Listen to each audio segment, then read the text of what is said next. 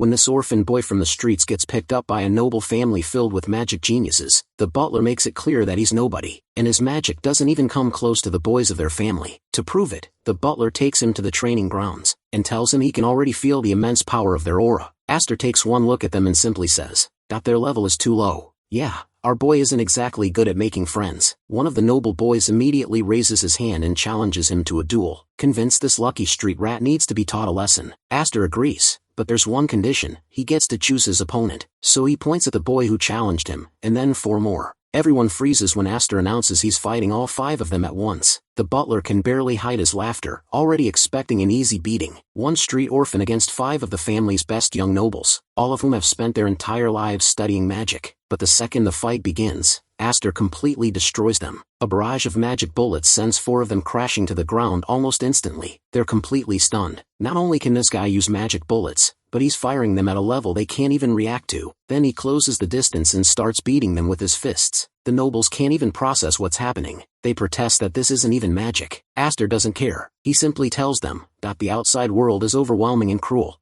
Nobody can believe what they're seeing. And then he keeps beating them. They're not even wondering how Aster won anymore. They're wondering where this street orphan learned to beat people like that. But this is only the beginning. When Aster finally enters the Magic Academy, every student has their mana purity and total mana volume measured. Average students score around 4 in mana purity and 17 in mana volume. The top noble prodigy, however, gets a purity of 9 and a volume of 67. Everyone is shocked, and the professor is convinced nobody here can beat him. Then Aster walks up. The moment he touches the crystal, it instantly displays an error. His mana purity and volume are so high that the crystal can't even measure them. Everyone is completely stunned. Even the professor assumes the crystal must be broken. So who exactly is this orphan boy, and why is he so ridiculously powerful? Aster, known as Number 1, was the lethal hunting dog for the prestigious House Declan. He is a mage raised from the slums of the Grey Zone to do the family's dirty work. But after a decade of servitude, the sight of a wyvern soaring freely through the sky sparked a desire for freedom, a desire to roam this world, just like a carefree wyvern.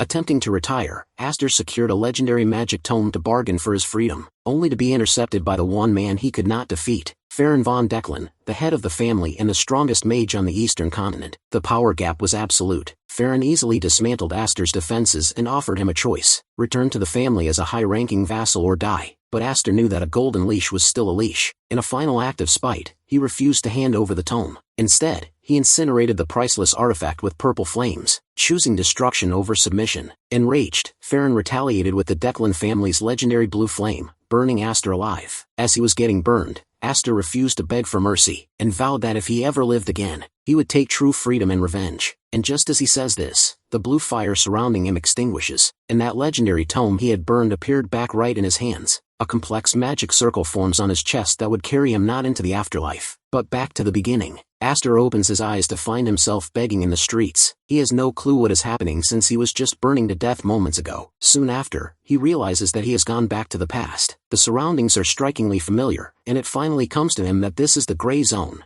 the place where our boy used to beg each day before he became a troubleshooter. He remains in disbelief that he has returned to his youth. Looking into the sewer water, he sees his reflection and notices that he is young again. The only part he hates is the fire mark on his chest. Even though he has come back in time, this mark stayed with him. Our protagonist is not aware of exactly what happened, but he is sure that the magic tome definitely caused this. He feels conflicted, wondering if the tome was ever even capable of such a feat. Then again, the fact that the lazy Declan family head came personally to retrieve it shows how important the artifact is, despite how little information is known about it. He brushes the confusion aside, finding the situation to be a good thing. The experience is too vivid to be a dream, and the stench of sewage from Seal's lecture hall is way too real, confirming that our hero is alive with a strong and mighty morning. He finds himself in a situation where anything he does could succeed, leading him to question what it really means to achieve success. He and his comrades had a dream, and it was the primary reason he decided to retire in his previous life. In his flashback, he sits as his fellow reminds him that they were born as vagrants in the Grey Zone. They had nothing, could not dress well, could not eat, and could not get an education. The guy then asks which of these Aster thinks was the most painful. Our boy answers that it was not eating,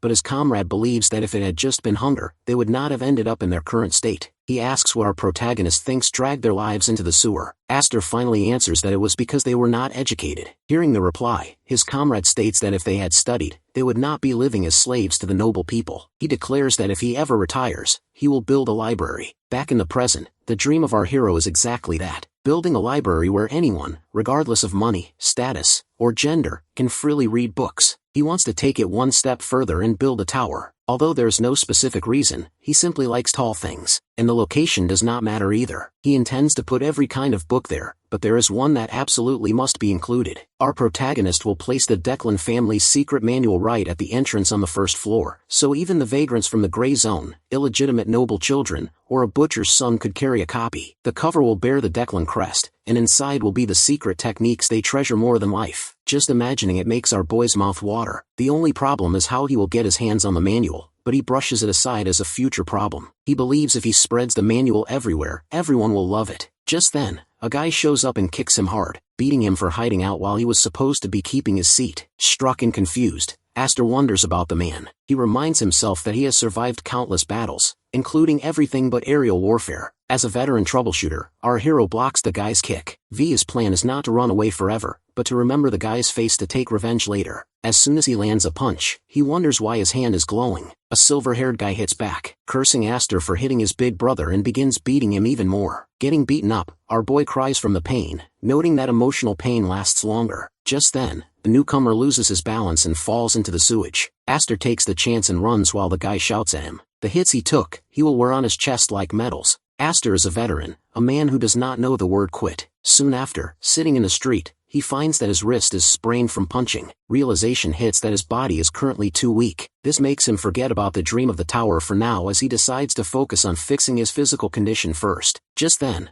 a kid shows up and asks if Aster is hungry. When asked if the kid knows him, the boy refuses to answer. Our boy notes that the kid is a mess, but his clothes look expensive, meaning he is probably a noble's child who is struggling for power after a fall. In other words, he is a living catastrophe. Interrupting these thoughts, the kid introduces himself as Damien and mentions his mother, Bianca. He feels frustrated, but when the kid mentions he does not have a mother, Aster calms down. He says he does not have a father, so he wins the exchange and demands Damien go his own way. Quietly, Aster decides not to get involved with the kid, planning to ditch him before things get worse. Still, Damien does not move. When Aster tells him to leave, the boy reveals he will go with him. These words make Aster frustrated and ready to smack him. But before anything can happen, Damien reaches forward and starts healing him with a magic touch. Aster knows that it is not just a magic touch, it is the light of healing, a secret technique of the Blander family, which fell because of Declan. With that, our protagonist realizes he has gotten involved in something dirty and dangerous. He wonders why a Blander child is in the gray zone, since at this current time, the Blanders should still be strong. When Aster calls out for Damien, the kid's hair falls aside, revealing two colored eyes. The realization hits our hero as he remembers a member of the Blander bloodline with odd eyes known as the Monster of Blander, the madman who would not die even if someone kills him, Damien von Blander. Meanwhile, Damien starts counting ants while Aster watches him with an annoyed face. Back when Aster was a troubleshooter, the Declan family sent him to the Blander estate. He traveled there with his comrade, questioning why a family as prestigious as the Blanders would call in outside help instead of handling their own affairs. His companion remarked that people of their status would never understand the machinations of the higher-ups. Another team member mentioned rumors regarding a monster at the Soft estate, claiming many had died there. While our boy expected to find a creature like an ogre, the reality proved far different. Instead of a beast, he found a human tearing others apart, casting unique healing magic while laughing in a state of pure madness. That was the Monster of Blander, the mad butcher who remained impossible to kill, Damien von Blander. Back in the present, Aster still cannot figure out why the only son of the Blander head is in such a shabby place. Damien interrupts his thoughts to ask for food, inviting Aster to join him. The boy mentions his mother always taught him to eat well to stay healthy, and suggests that Aster is only sick because he does not eat. Our hero stands up, agreeing with the logic, and asks if the child has any money. When Damien pulls out a bag stuffed with coins,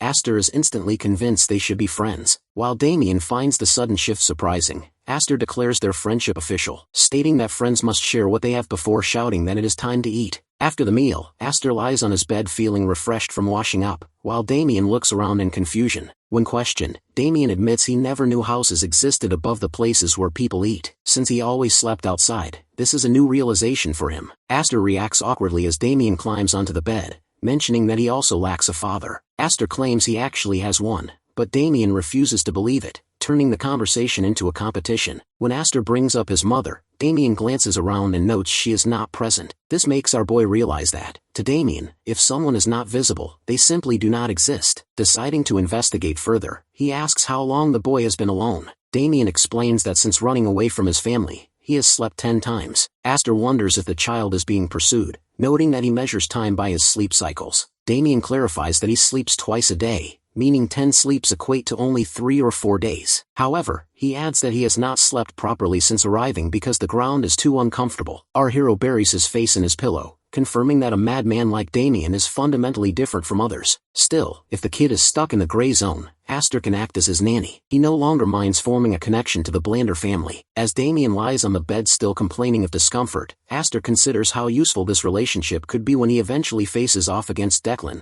especially given that family's vast collection of books. Before that, however, he plans to take revenge on the man who beat him earlier. He tells Damien not to disturb him while he lies down, which the boy interprets as a breathing practice. Aster nods, mentioning that Damien can join him once he is finished. In his previous life, Aster built his magical foundation on standard-issue spells provided to troubleshooters, but the limits of such magic were obvious. To compensate, he had once infiltrated noble houses and stole spells, nearly dying several times in the process. He learned heart and body techniques, spirit magic, summoning, and alchemy. Right before his death, he encountered a truly catastrophic power, which is why the most important spell for him to learn now is the Declan Foundation Art, the Heavenly Origin Technique. This breathing technique is the source of all Declan spells and is capable of harnessing every attribute of mana. Having memorized it for research in his past life, our hero finally has the chance to use it. As he begins the practice, it feels as if lava is flowing through his veins. He struggles against the pain but forces himself to focus, knowing he must master this power. Suddenly, blue flames escape from his hands. These are impurities expelled by Mana Burn,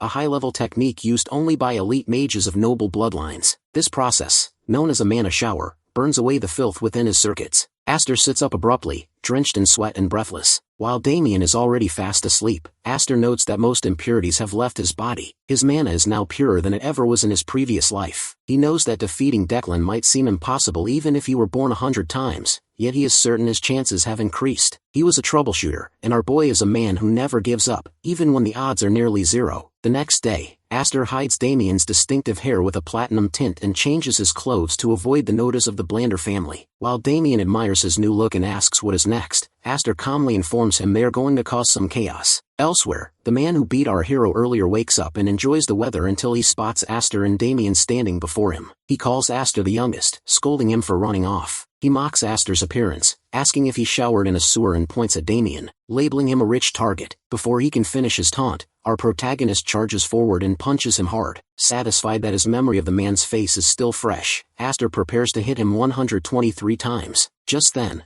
another boy shouts in confusion as a group arrives, recognizing Aster as the youngest member of their circle. Looking at the gathering crowd, Aster finds them all familiar and wonders just how far things will go today. Aster begins beating the boys one after another, handling them all alone while Damien stands by, admiring the way our protagonist utilizes mana. Watching the way Aster clenches his fists tightly, Damien observes as he strikes repeatedly, calling the display amazing. Just then, one boy falls in front of Damien. As the child bends down, preparing to heal him, Aster grabs the wounded youth and asks how many hits he has landed. He delivers another strike before the boy can answer, causing the guy to roar in agony. Soon after, the boys collapse on the ground. Aster continues hitting the one who beat him earlier, using a stick this time. When he asks how many times he himself was hit, the guy replies that he has forgotten. Hearing that, our hero calls for Damien, who steps forward and heals the beaten boy with his light. Aster stands behind Damien with an awkward smile, reminding the guy that he is from the box-shoulder generation. The defeated youth considers them both evil, admitting he can only count up to 2 digits anyway. Later that night, the boys stand in a line, repeating our boy's words. The scene fills Aster with pride as he senses the focused energy. He is proud of himself for completing over 100 hits per person, totaling over 1,000. It was a new challenge even for a seasoned troubleshooter like himself, who has experienced everything except mountain battles and aerial combat. When the silver-haired guy steps forward to ask if they can leave, Aster gives permission. However, the guy hesitates, pointing out that this place is actually his house. Our hero asks if he is being told to get lost. Hearing that, the group panics, insisting that isn't what they meant, and they back away quickly. As the group flees, Damien and Aster watch them silently. Suddenly, our protagonist senses someone approaching, fast but quiet, with a presence like a troubleshooter. He wonders if it is a pursuer, questioning how he was found since he has been so careful. He doubts the Blander family could have tracked him so quickly. Checking his mana, Aster realizes he has too little for even a single spell, and hand-to-hand combat would be risky. Another realization strikes. Even in his past life, our protagonist never had an abundance of magical power, often facing situations exactly like this. It is not unfamiliar. He gathers all the mana he has, compressing it repeatedly until the energy wraps around him. Finally feeling satisfied with the amount, he stands ready as the figure appears. Instead of attacking, the person drops to his knees, addressing Damien as young master. Damien recognizes the man as Alfredo. The man rushes to Damien, crying and confessing he does not know how long he has been searching. He asks where Damien has been, and admits he was so worried he could not sleep. Comfortable, Damien tries to push him away, but Alfredo refuses to let go, begging the boy to return to the family, or kill him instead. Collecting himself, Alfredo lifts Damien carefully and introduces himself to Aster as the butler of the Blander family. Our hero responds without delay, introducing himself as well. After the introductions, Alfredo assumes Damien must really like Aster, and invites our protagonist to come with them to the family estate. Our boy is puzzled, as prestigious families usually reject anything common or dirty. He cannot understand their intentions, but for him, forming a connection with the Blander family is already part of his plans. Conveniently, the Blander territory runs along the path to the city where Xenian Academy is located, home to the greatest library in the East. Aster silently declares that he will build the best library, so stopping by the estate is a good idea. He thanks Alfredo as the butler goes to bring a carriage. Our hero stands there, aware he has strayed slightly from his path, but he is fine with that. He puts his shirt back on and decides to go with them. Soon after, the carriage stops in front of the Blander mansion. Aster steps out, aware that it is his first time officially entering Blander territory. People stand at the entrance to welcome them. Alfredo asks them to rest, since it is already late. A woman named Lanzi approaches Damien, who appears frightened. Later, Alfredo walks through the corridor and knocks on a door. Entering, he reports respectfully that he found Damien in the 7th block of the White Zone and has brought him back. The lady sitting inside sends out a sharp blast of magic, asking if Damien is hurt. Alfredo calls her matron, asking her to calm down. After hearing the full report, matron relaxes, relieved. Meanwhile, Alfredo thinks to himself that it is fortunate for her and for our hero, who might have otherwise been perceived as a threat to the young master. Matron was once called the Blood Witch. When it comes to her son, she loses control. She is relieved the situation ended with only a small burst of fury. Shrugging it off, Alfredo reports something unusual. When she asks what it is, Alfredo explains about Aster, the new friend Damien made. He describes how our boy sensed his presence before he even appeared and was already prepared for a counterattack. What makes him more suspicious is that Aster was holding a mana bullet in his hand. Matron finds it astonishing that a child from the Black and White Zone possesses such ability. Just then, Alfredo asks for a favor. The next morning, Alfredo stands in front of our hero, asking him to become the successor. Aster stares at him awkwardly. Alfredo assumes the boy must be surprised, believing no one from the Black and White Zone would refuse such an opportunity for wealth and honor. But Aster interrupts his thoughts by refusing the offer, leaving Alfredo shocked and puzzled. Alfredo stands stunned, and just then, Damien appears, questioning his friend about what his answer means. Our hero quickly covers Damien's mouth as he thanks Alfredo for offering him the position of butler successor, but says he prefers things the way they are right now. He repeats that he genuinely appreciates the offer. Alfredo still cannot process the rejection, and a thought crosses his mind. Since Aster was born a vagrant in the gray zone with nothing and learned magic purely through natural talent, Alfredo assumes he must be full of himself. He understands the feeling, since he too was born into an ordinary family and once ran wild without knowing his own limits. Finally, Alfredo speaks, calling the words of Aster vast. Aster responds sharply, which only frustrates Alfredo, who asks if he thinks he can do anything and conquer the world. Our boy refuses the notion immediately, making Alfredo even more annoyed. However, he endures the response and, with a smile, asks if Aster has heard the saying about a goblin in the canyon. He explains that this is exactly where Aster is right now, still in the canyon, unaware of the dangers waiting beyond. Meanwhile, our hero thinks of himself more like a wyvern. His silence only pushes Alfredo's patience to its limit, and the butler shouts that Aster knows nothing, deciding he will personally show him just how vast and terrifying the world truly is. Soon after, Alfredo takes Aster into a room where countless students are practicing with wooden swords. Seeing Alfredo, they quickly line up and greet him as their master. Standing tall, Alfredo glances at Aster, asking what he thinks. All the students are around his age, but they are officially recognized talents of House Blander. The master is sure our protagonist can sense their power, but Aster does not react, although deep down, he knows House Blander is no joke. It is hard to believe they are still in their teens, so well trained, their subtle aura filling the entire space. However, looking into their eyes, our boy sees nothing more than a bunch of goblins. Finally he speaks, saying that he can indeed feel something. Alfredo becomes excited, asking if Aster now accepts the proposal. He adds that if he succeeds him, he will shine brighter than anyone. Then Aster mentions he hates the light. Just then, one of the students, Winster, steps forward. He claims that if Aster truly felt something, there is no way he would have turned down the offer. He believes that rejecting it proves Aster hasn't truly felt their strength yet, and if the master allows, he would like to give Aster some experience. When the master asks if he wants a duel, the student clarifies that he just wants to let Aster taste magic. Although Alfredo finds it a bit cocky, he likes the idea and asks our hero to duel Winster. Aster does not react, though he is well aware that he is a thorn in those students' eyes. To them, he is just a lucky vagrant who rolled in from nowhere. Aster chooses his opponents himself, pointing straight at Winster. Then, he points at everyone one after another, declaring that he will take on all 5 at once. Everyone is confused, including Alfredo, but he soon laughs out loud, believing that this is exactly the spirit a successor should have. He asks if our boy can take responsibility for his words, since one could say he is insulting House Blander. Without hesitation, Aster takes full responsibility. Alfredo agrees, saying that if he lasts 1 minute, he will receive a gift, but if he doesn't, Alfredo will hold him responsible. These words are enough for our hero to understand that the butler is trying to rope him in, and that by responsibility, he probably means forced succession. Soon after, the match begins. A man standing behind Alfredo points out how dangerous this is,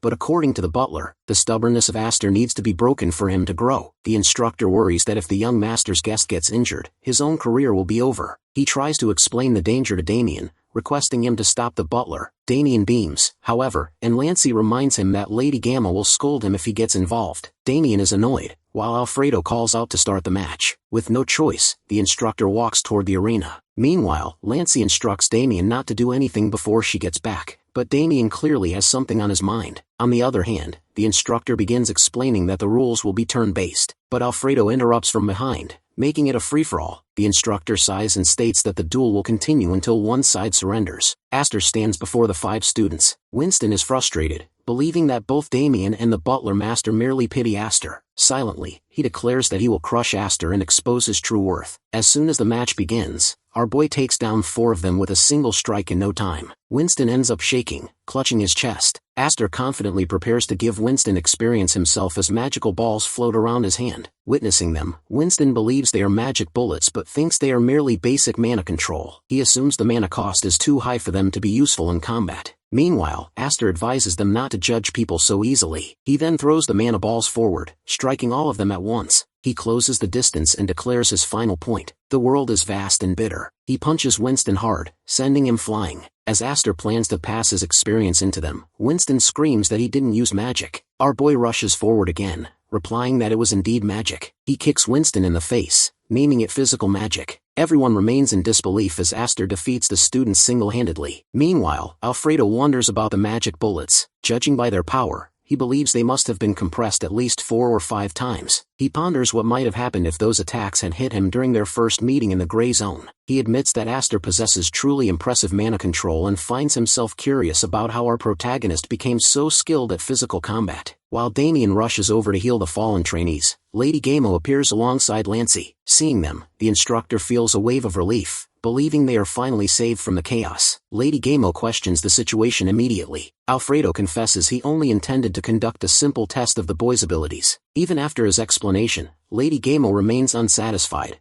noting that the way Aster was beating the trainees seemed far more aggressive than a mere test. She then notices Damien's involvement and calls out to him. She orders Alfredo to gather the trainees and have them withdraw, while Damien and our hero are told to return to their room. Instructor Runfit steps forward, explaining that he tried his best to stop the fight, but Lady Gamo fires him regardless of his excuses. Later that night, within the Blander family's residence, Alfredo stands before Lady Gamo. She tells him she understands his intentions, but makes it clear he went too far this time. Alfredo apologizes, admitting he lost his temper and stating he is ready to accept any punishment. She asks about the spar, specifically questioning whether Damien helped our protagonist in the fight. Alfredo denies it and mentions that Aster was incredibly skilled at hitting people. Lady Gamo falls silent for a moment, prompting Alfredo to apologize again. He then brings up the magic bullet, explaining that our hero used the technique during the sparring session as well. He elaborates that Aster compressed the mana at least 4 or 5 times to increase its power. This explanation leads Lady Gamo to conclude that Aster has excellent control over his energy. Although she did not witness it herself, she imagines it must have been a significant spectacle. Defeating 5 trainees alone with just 1 magic bullet is a feat even high-level mages struggle to achieve with pure mana. Brushing the matter aside, Lady Gamo asks about the successor proposal. Alfredo reports that Aster rejected the offer politely. The news causes Lady Gamo to rethink her evaluation of our boy, and she orders for him to be brought to her. Shortly after, Aster arrives to find Lady Gamo and Damien already waiting. She invites him to sit, and he follows her lead.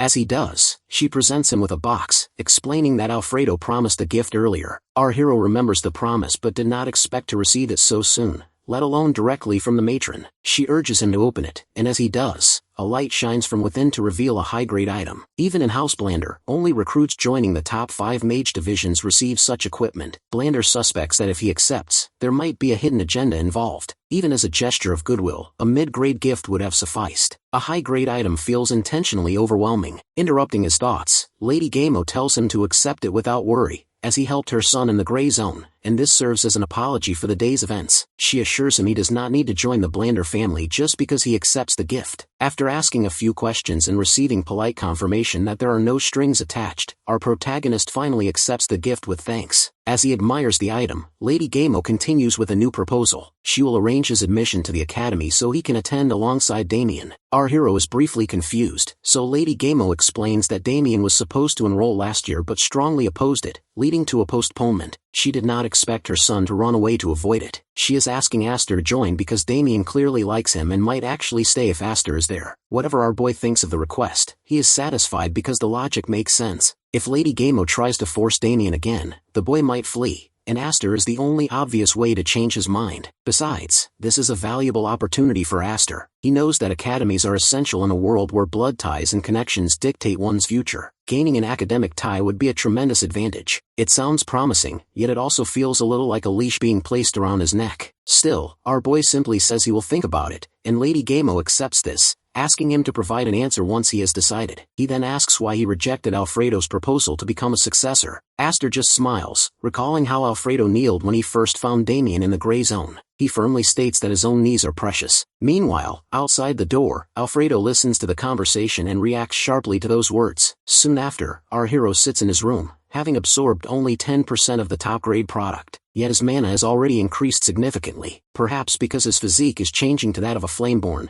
he notices that the process lacks the typical loss of power and accumulation of impurities found in normal spirit absorption. This result is even more astonishing than our boy ever expected. Brushing this aside, he turns his thoughts toward the academy. He had been considering the move before, but his answer is now clear. If he enrolls, finding a sponsor will be much easier. There are obvious advantages, yet it still feels as if he might be walking straight into a trap. Even so, Aster decides to clear his head by going for a run around the estate. As he steps out of his room, a voice suddenly calls out. The stranger possesses platinum blonde hair. Since the direct line consists only of Damien, Aster deduces this must be a collateral relative. Glancing at him, Aster cannot help but feel that this entire family is troublesome. When the stranger asks if he is Aster, our protagonist flatly denies it. The guy reacts sharply, noting that the gray hair and the irritated look in Aster's eyes match the description perfectly. Our boy calmly responds that hair color can change depending on the light, masking his expression with kind-looking eyes. He questions how the stranger could call his gaze irritating.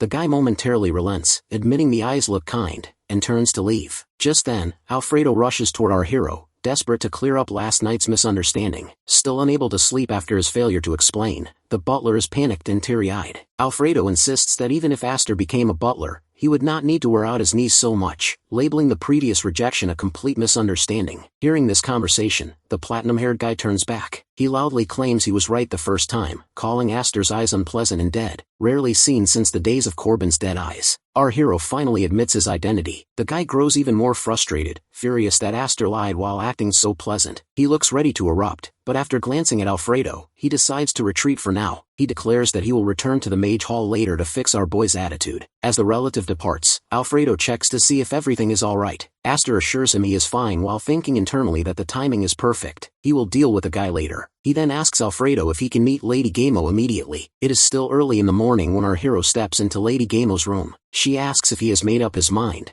and Aster calmly states his decision to enroll in the academy. Lady Gamo expresses surprise at how quickly he reached a conclusion, but declares they will begin preparations right away, telling him to make himself comfortable. Aster thanks her for the consideration. As he leaves, Alfredo steps in, excitedly informing Lady Gamo that Aster accepted. The butler is full of praise, but Lady Gamo gives him a strange look as he continues his rambling. Alfredo declares that while the family will cover the first semester, the tuition for the following semester will be nearly impossible for someone from the gray zone to manage. He imagines our hero will grow anxious to learn more, at which point Alfredo can swoop in with a sponsorship. Interrupting the fantasy, Lady Gamo tells Alfredo he is speaking too loudly, prompting an immediate apology. He mentions it is mealtime and heads to the kitchen. Lady Gamo understands Alfredo's joy. After being rejected so many times, he finally sees a chance. In that sense, the academy proposal is a risky plan, though Alfredo's confidence likely stems from being tricked the same way by the previous head butler. Meanwhile, our hero stands in front of the mage hall, expecting to find the guy from earlier. He enters and is met by a cloaked figure who questions his visit. At that moment, Aster realizes he does not even know the stranger's name, so he attempts to describe him by his appearance. Recognizing the description, the cloaked figure allows our protagonist through, noting that he was expected. He guides Aster toward a door and warns him to mind his head as he opens it. Aster steps inside as papers swirl through smoky air. A man appears and introduces himself as Wengi von Blander. He recognizes our hero immediately and firmly asks if Aster is there to meet his little brother. Aster stands there in a state of confusion, realizing the awkward guy from before is Wengi's brother. If there is anything Aster has felt while infiltrating various magic academies during his time as a troubleshooter,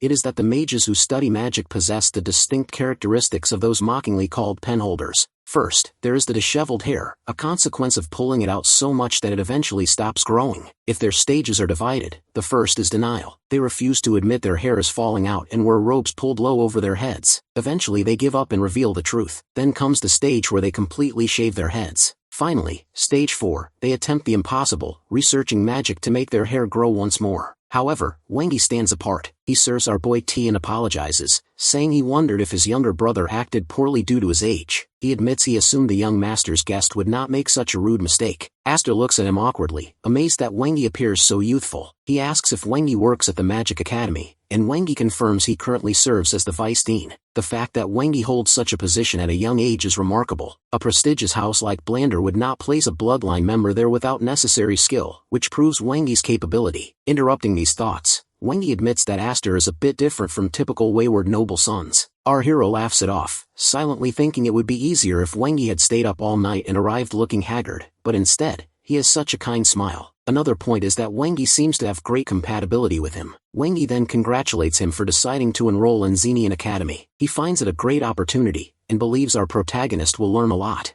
Wengi also mentions that he graduated from the same academy in the 145th class. Our boy feels awkward that Wengi suddenly brings up their academic connection, and Wengi apologizes with a gentle smile, saying he is simply glad Aster is joining, and that is why he is talking so much. He then asks if they should get to the main point. Before Aster can say anything, Wengi states there is something he wants to confirm, questioning if our protagonist would risk his life for a friend. The question leaves Aster confused while Wengi brings out a book, stating that the matter concerns the reputation of the Blander family. He places the book on the table, declaring that if our boy could risk his life, he will receive it. Aster recognizes it immediately, the core secret of the Blander family, Healing Light, a secret treatise. Meanwhile, Lady Gamo tends the garden, thinking that since Damien's move to the academy is settled, a major issue has been handled smoothly. She feels at ease and silently praises our boy as a good friend with a remarkable nature. Although Alfredo may see him as rude and shameless at times, she believes that at this age, everyone is like that. What she likes most is that even after learning Damien's background, our protagonist does not flatter him. She admits that he is different, someone worthy to remain by Damien's side,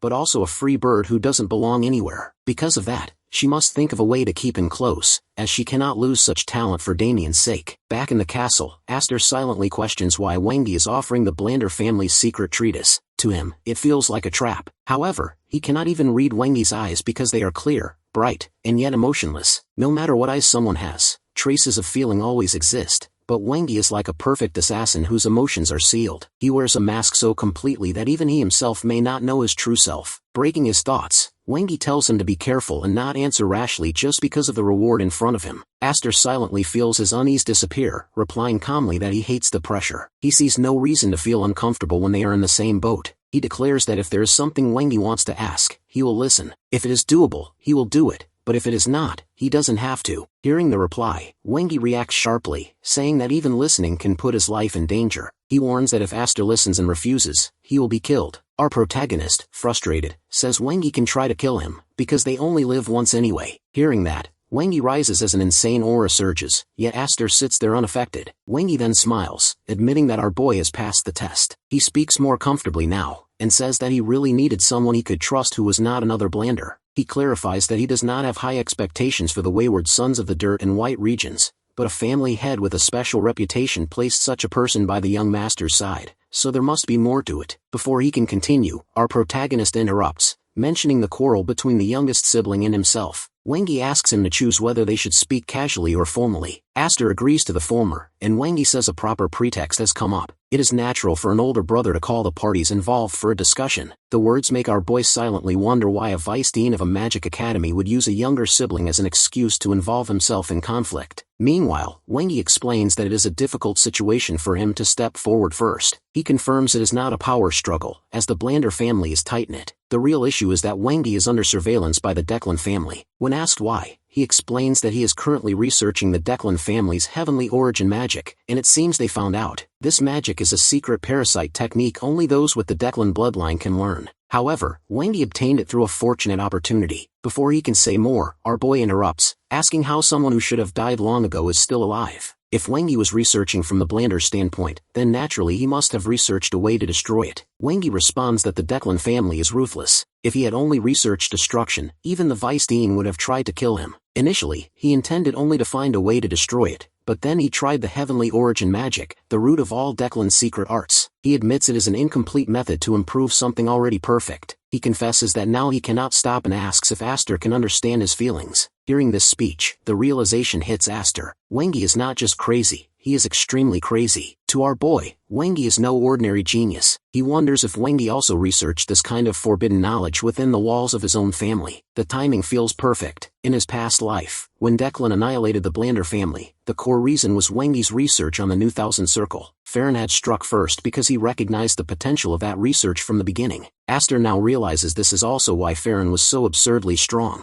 Wangi interrupts these thoughts, asking if Aster is available, as the matter must be handled on a much larger scale. Our hero composes himself and asks what Wangi came looking for. The Vice Dean explains that he did not report the Thousand Circle research to the Blander family because he suspects a spy has been planted somewhere. Despite his searching, he could never find them. Hearing this, our protagonist wonders if the secret research has already been exposed. He suggests that the most suspicious person is usually a secretary, an assistant, or someone close, but Wangi disagrees, convinced the breach is connected to the acquisition route. Aster suggests that if they track the acquisition route, the security formula must have been intentionally leaked. Laughing, Wangi agrees. The moment he realized he was being attacked, he deliberately unraveled a part of the security formula himself. He admits he does not exactly want to die, but when our boy suggests siding with Declan, Wangi refuses, mentioning he has his own reasons. Since Aster is not tied to the Blander family, this is something Wangi must handle secretly for his own vengeance. He reveals this is joint research, but with the part he is currently responsible for, he can't make any progress. He hands papers to Aster, promising a proper reward if he delivers them to Professor Perun of Xenian Academy. In exchange, he offers the healing light spell. After a moment of thought, Aster sees a golden opportunity and counters. He will take healing light as risk compensation and also the New Thousand Circle when it is completed. Only then, he says, can they truly be called companions in the same boat. Wangi calls him shameless, but Aster refuses to back down. After thinking, Wangi finally agrees. Since our hero has not mastered the Thousand Circle yet, it is useless for now anyway. Once the New Thousand Circle is complete, he will give it to him, but Wangi adds a condition. Although this thesis is finished, he may need the help of Aster, and he would like to help him in return when the time comes. Aster agrees and jokingly says he can't read, though he then brushes it aside. He collects the papers and asks if Professor Perun is trustworthy. Wangi reveals that from academy days through assistant professorship, the two competed fiercely for first and second place. But when Wangi returned to the Blander family, that rivalry truly ended. The way he speaks makes Aster wonder if Wangi meant he was always the one on top. Later that night, our boy opens a bag containing many books and thinks about the subspace pouch. Wangi packed them so the papers would not be found if he were searched, though he wonders why Wangi included so much useless stuff with it. He then finds a letter from Wangi, stating he already paid the essential magical taxes and selected the books Aster must master for the future. Wangi also provides a study order, asking Aster to cultivate the intellect befitting his stature. Our protagonist likes the gift, calling Wangi a genius for organizing the pathway from basic magic to advanced step by step. He then makes a list of book sponsors and writes Wengi's name at the top. The volumes total around 132, excluding Healing Light and the New Thousand Circle Thesis. His plan to install the Healing Light Dreamweaver in the tower so everyone can see it is for later, something he will discuss with Damien as a friend's privilege. The 132 volumes Wengi provided form a separate category, indeed a foundation course for anyone who wishes to study magic. Aster realizes that instead of merely stocking books, this collection will become the identity of the tower, a place of learning for those who seek it. Meanwhile, in the Magic Tower, Wengi stands thinking about our protagonist. At first he thought Aster was merely useful and planned to test him by entrusting the thesis, ready to discard him if not, but now he admits that our boy is becoming interesting. Remembering the moment our hero told him to, just kill him, makes Wengi laugh, since it was meant as nothing more than a threat test. However, Wengi also had a reason not to kill him. Although he remembers the eyes of Aster, they were not empty words, they carried real threat and conviction.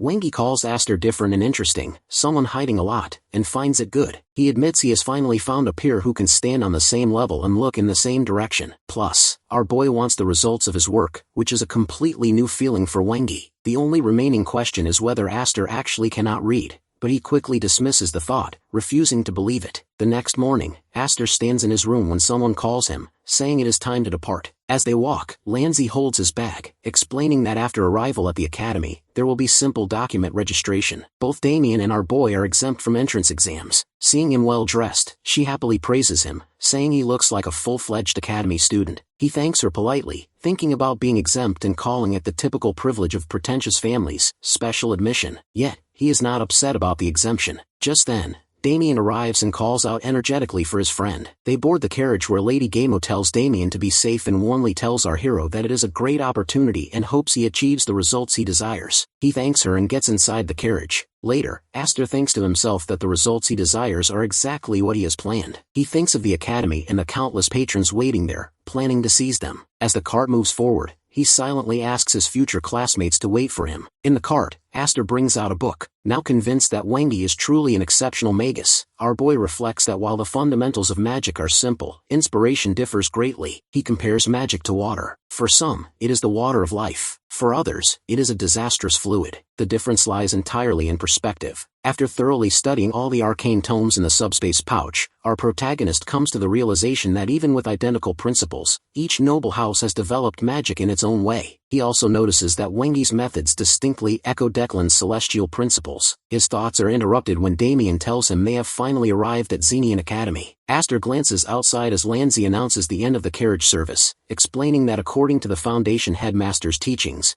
everyone must walk in on foot during admission, regardless of status. With that, they part ways. She wishes both students well and leaves with the cart. Damien urges our hero to hurry, worrying that if they arrive late to the entrance ceremony, there might not be any seats left. Aster finds the idea ridiculous. An entrance ceremony in a village-style auditorium with first-come, first-served seating. But remembering this was what Lanzi said, he realizes it was probably a lie meant to motivate Damien not to dawdle. He lets it go, thinking that while Lanzi may be blind to the truth of the seating, at least she is not shameless in her manipulation. Soon, they reach the room where the entrance ceremony is being held. Many students are already seated. Damien looks around and admits that Lanzi was right. Meanwhile, Aster pulls out a paper to check the class list and seating numbers. Damien, growing more anxious, urges our boy to hurry, afraid they will miss out on a seat. Aster asks him to wait, silently noting the irony that Damien, who initially did not want to come to the academy, is now so eager to participate. At that moment, Damien falls to the floor after bumping into someone. Our protagonist quickly checks on him, and Damien assures him he is fine, apologizing to the individual for not paying attention. As they start to leave, the man complains about saliva on his sleeve. Judging by his bearing, Aster assumes he is a noble-blooded heir. Before he can process it further, Damien steps up and starts wiping the saliva with his fingers, promising to polish it until it sparkles. The gesture only irritates the guy more. Aster waits silently, thinking that if things continue this way, a fight will break out. The guy then prepares to punch Damien, but our protagonist intervenes and blocks it in time. He tells the guy to stop and warns him not to make a mistake. The guy questions his identity, and Damien quickly steps forward, calling Aster his friend. Hearing this, the man pulls back, noting that not many would take a hit for a friend and calls our boy a good companion. But he warns that today, Aster will have to prove that loyalty once again. Silently, our hero thinks that mingling so much with new classmates on the first day is a bit too much. He also wonders if this guy settles all disputes with fists rather than words. Their exchange draws attention, and soon other students gather, speculating whether a fight is about to start. When asked about their identities, one student identifies the challenger as Delamp's but cannot identify Aster or Damien. They begin debating who might win. Suddenly another student steps in, scolding everyone for standing around while a fight brews. When asked if the fight should be stopped, the newcomer shouts that they cannot fight properly with the crowd so close, and demands everyone clear the space. Mage students begin setting up a barrier. Excitement builds as students even start betting on the outcome of the brawl. The match begins. The big guy introduces himself as Exeter, proud son of House Delamps, and demands the name of our protagonist. But Aster simply replies that he does not have a grand bloodline and insists on being considered just a random guy. Realization dawns among the crowd that Aster is not noble-born, but it does not faze Exeter. He remarks that since the narrow stage puts a mage at a disadvantage, he will graciously let Aster attack first. Our boy finds him amusing and mocks him for talking too much. The taunt enrages Exeter, who steps forward to punch, but Aster dodges easily and declares that he is not alone. There are two of them. Suddenly, our hero steps ahead and lands a strong punch squarely on Exeter's face. Exeter believed he could easily withstand punches from a Magic Academy student. However, he ends up pushed back by the sheer impact. As he wonders how a punch could be so heavy, he starts to question whether Aster is truly a magician. Meanwhile, Damien steps forward and applies healing magic to him, causing Exeter to wonder why they would even bother with such a gesture. In the midst of this confusion, our boy suddenly rushes in again,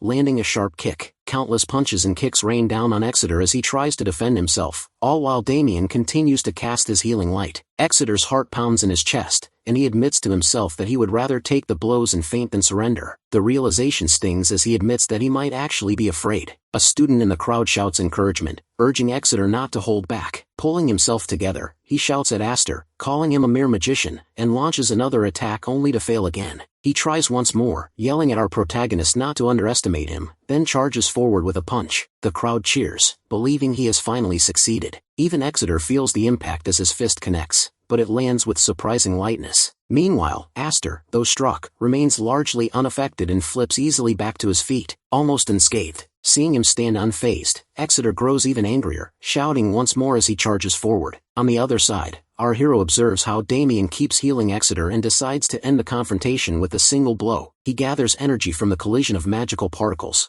blue energy swirling around his hand. This technique utilizes magic, yet belongs to neither martial arts nor traditional spells. It is a pure application of magical properties. Aster charges ahead and delivers a powerful punch. The mage students maintaining the barrier struggle to contain the force, questioning the nature of the energy. As the pressure eases, they see Exeter collapse to the ground, leaving everyone staring in disbelief and speechless. Breaking the silence, our protagonist encourages the onlookers to cheer, and the crowd erupts in pride, roaring praises for Aster. Damien quickly approaches, celebrating the victory, and our boy gently pats his head. Meanwhile, from a distance, a figure watches them both, impressed by the fight despite the fact that Aster is a magic student, though still deeming the spectacle rather vulgar. At that moment, another person steps out, shouting about fighting on the very first day of the entrance ceremony. The teacher calls up the students responsible for the commotion and begins to question everyone, unaware of who actually initiated the chaos. Witnessing the situation, our protagonist silently acknowledges that he caused trouble on the first day, but remains unconcerned. He considers slipping away, thinking it would be easy since everyone seemed to enjoy the fight. Before he can act, Damien loudly admits that they are the ones who were fighting,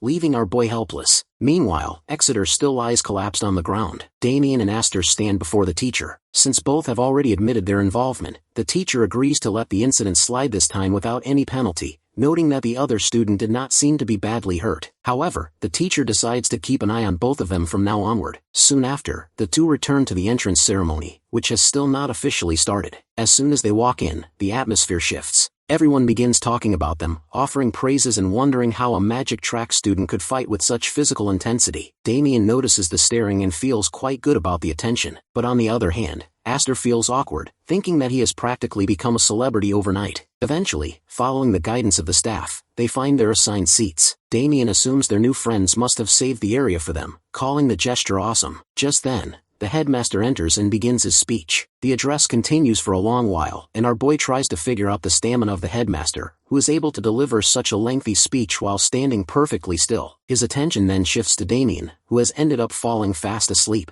At that moment, someone calls out to the headmaster, asking him to come somewhere urgently. The headmaster wonders what could possibly be more important than the entrance ceremony, but his informer whispers something into his ear that changes his expression. The headmaster finally apologizes to the students, stating that something urgent has arisen. He ends his speech abruptly, but assures everyone that the ceremony will continue. He waves to the side, and a lady in black with long hair appears on stage, shouting for everyone's attention. Her voice is loud enough to wake Damien and snap everyone's focus back to the front. She introduces herself as Jaira, claiming she will continue the ceremony in place of the headmaster. Jaira then begins the freshman oath. First, she calls out the representative of the magic division, Dahlia de Denai. Dahlia steps onto the stage while the crowd whispers, wondering why a member of the Denai family took the entrance exam instead of accepting a direct recommendation. They question her skills, but most believe that if her abilities were truly lacking, the Denai family would never have allowed her to risk the family name on an exam. Aster watches her as well, thinking that if the Declan family is the foremost mage house in the East, then Denai is the second most renowned. In his past life, Dahlia grew to become the representative mage of her house. She was incredibly capable, and even at the time of his retirement as a troubleshooter, our hero had never received help from her. Despite their history, they never got along very well, and others usually referred to them as bad friends. Nevertheless, our boy feels a sense of familiarity seeing Dahlia joining this year's class. Soon after, Jaira calls out the next representative, this time for the martial arts division, a guy named Paul. Our boy notices that Paul does not seem to be from a noble house, since no family name was announced. He reflects that since even Exeter's family barely has noble recognition,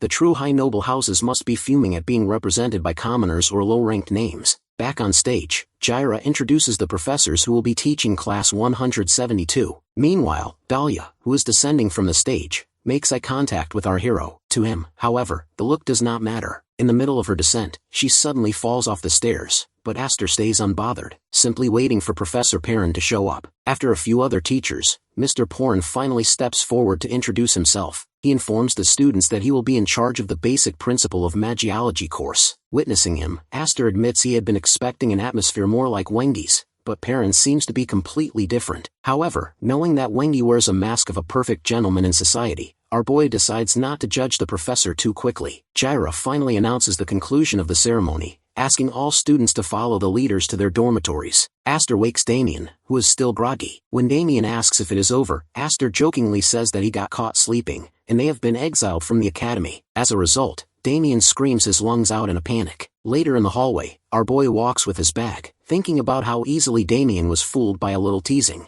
Reaching the top floor, Aster finally enters his room, calling the academy facilities impressive. He finds a box on his bed and assumes these are the standard living supplies. He learns that the academy issues the same items to all students to maintain a baseline of equality. He starts arranging his things, well aware that even the smallest personal item can eventually show one's true status once students begin buying their own belongings. Just then, Paul shows up, revealing himself as Aster's roommate. Although Aster finds Paul's expression a bit annoyed, the martial artist steps inside and declares that they will live quietly. Paul admits that he does not care what our hero does. He can stay up late or do as he pleases, as long as they do not interfere in each other's affairs. He even goes as far as to request that they do not speak to one another after this initial conversation. When he finishes his cold introduction, he asks for Aster's opinion on the arrangement. Aster stays silent as Paul questions why he isn't answering. However, Aster stands quietly, thinking that everything about Paul makes him curious. Since Paul entered as the top student, Aster wonders just how good he really is. To check, our boy slightly closes the distance between them, which makes Paul react sharply. Observing the way Paul holds his sword, ensuring it does not bump into anything when he draws it,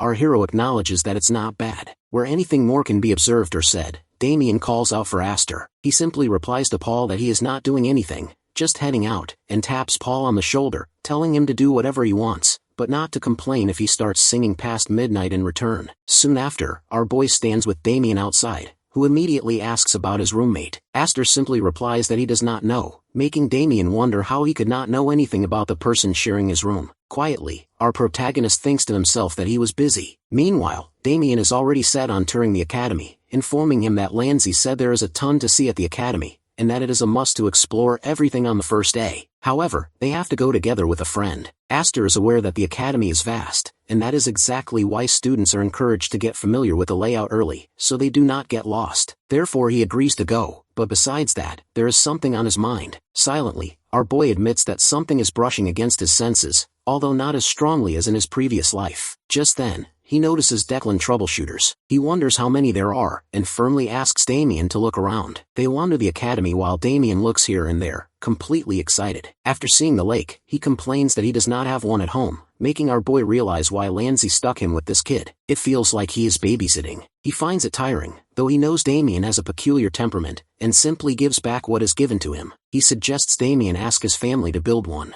Damien excitedly declares that he will ask for an even bigger one at home. He even starts thinking of a name for the lake, but quickly gets distracted by the statue of a mage, calling it cool and declaring that he will ask for one as well. Aster suggests making it in the form of a dragon, since the scales would look gorgeous. Damien loves the idea, and they continue discussing it further. Meanwhile, at home, Lanzi suddenly wonders why she is feeling chills. After they finish seeing everything, they decide to head back. Silently, our hero has counted about 7 troubleshooters in total, and, if he includes the ones he has not yet identified, there are roughly 10. As they walk, they see the second magic hall, which is where Professor Perrin's library is. Aster is fairly certain that their target must be Professor Perrin. He also admits that Declan should know when she has allies, although, naturally, they would start suspecting Professor Perrin, who has strong connections in the area. Just then, our boy senses another troubleshooter near the grass. Until now, he had wondered why they were not tailing him yet, but now they have latched on at just the right time. Therefore, he decides to find out how much they really know. Soon after, as night falls, a troubleshooter enters an area where he meets another one. When asked where the others are, his comrade informs him that they have already gone ahead because headquarters has issued an emergency directive. They have been asked to gather at the target's nest. They are currently observing the sub-target, since the main target's tail has been stepped on. He also reveals that they have obtained meaningful intel, and at midnight the objective will be delivered to the sub-target. The information makes the first troubleshooter think about Wengi, who is the first and main target. They know Wengi has already made his moves, and if the orders have reached them, then among the many sub-targets, their surveillance subject must be Professor Perrin. Suddenly, he realizes something, questioning the absence of the single numbers. They are essentially being told to break through those monster professors themselves. He believes that at least 1 or 2 single numbers should join them if they are dealing with such opponents. However, his comrade replies that they will not be coming. Instead, the fire demon Callahan will be joining them. Callahan is the vice leader of Declan's Mage Corps, the Red Jewel. The troubleshooter acknowledges that Callahan would be enough, though cold-blooded and willing to use any means necessary for a mission. In other words, they are being asked to risk their lives. On the other hand, his comrade believes the matter may not necessarily escalate into open conflict, since exposing a well-known mage from a noble family in such an operation would be a burden. Hearing that, the first one feels somewhat relieved. They decide to leave quickly, knowing that if they do not join up soon, their chances of survival will drop. They take their leave. Meanwhile, our boy, who is hiding nearby, hears all of it. Callahan was already in his prime back when our hero was still active. After the Declan family staked their survival on the battle against the Blander family, Callahan remained loyal to the collapsing house, proving his unwavering devotion. Even now, he is dangerous. However, his true golden age came after the war with Blander, the inferno of Declan that no one could stop. This man carved his name into history as a legendary war mage. This also means Aster will eventually have to capture him.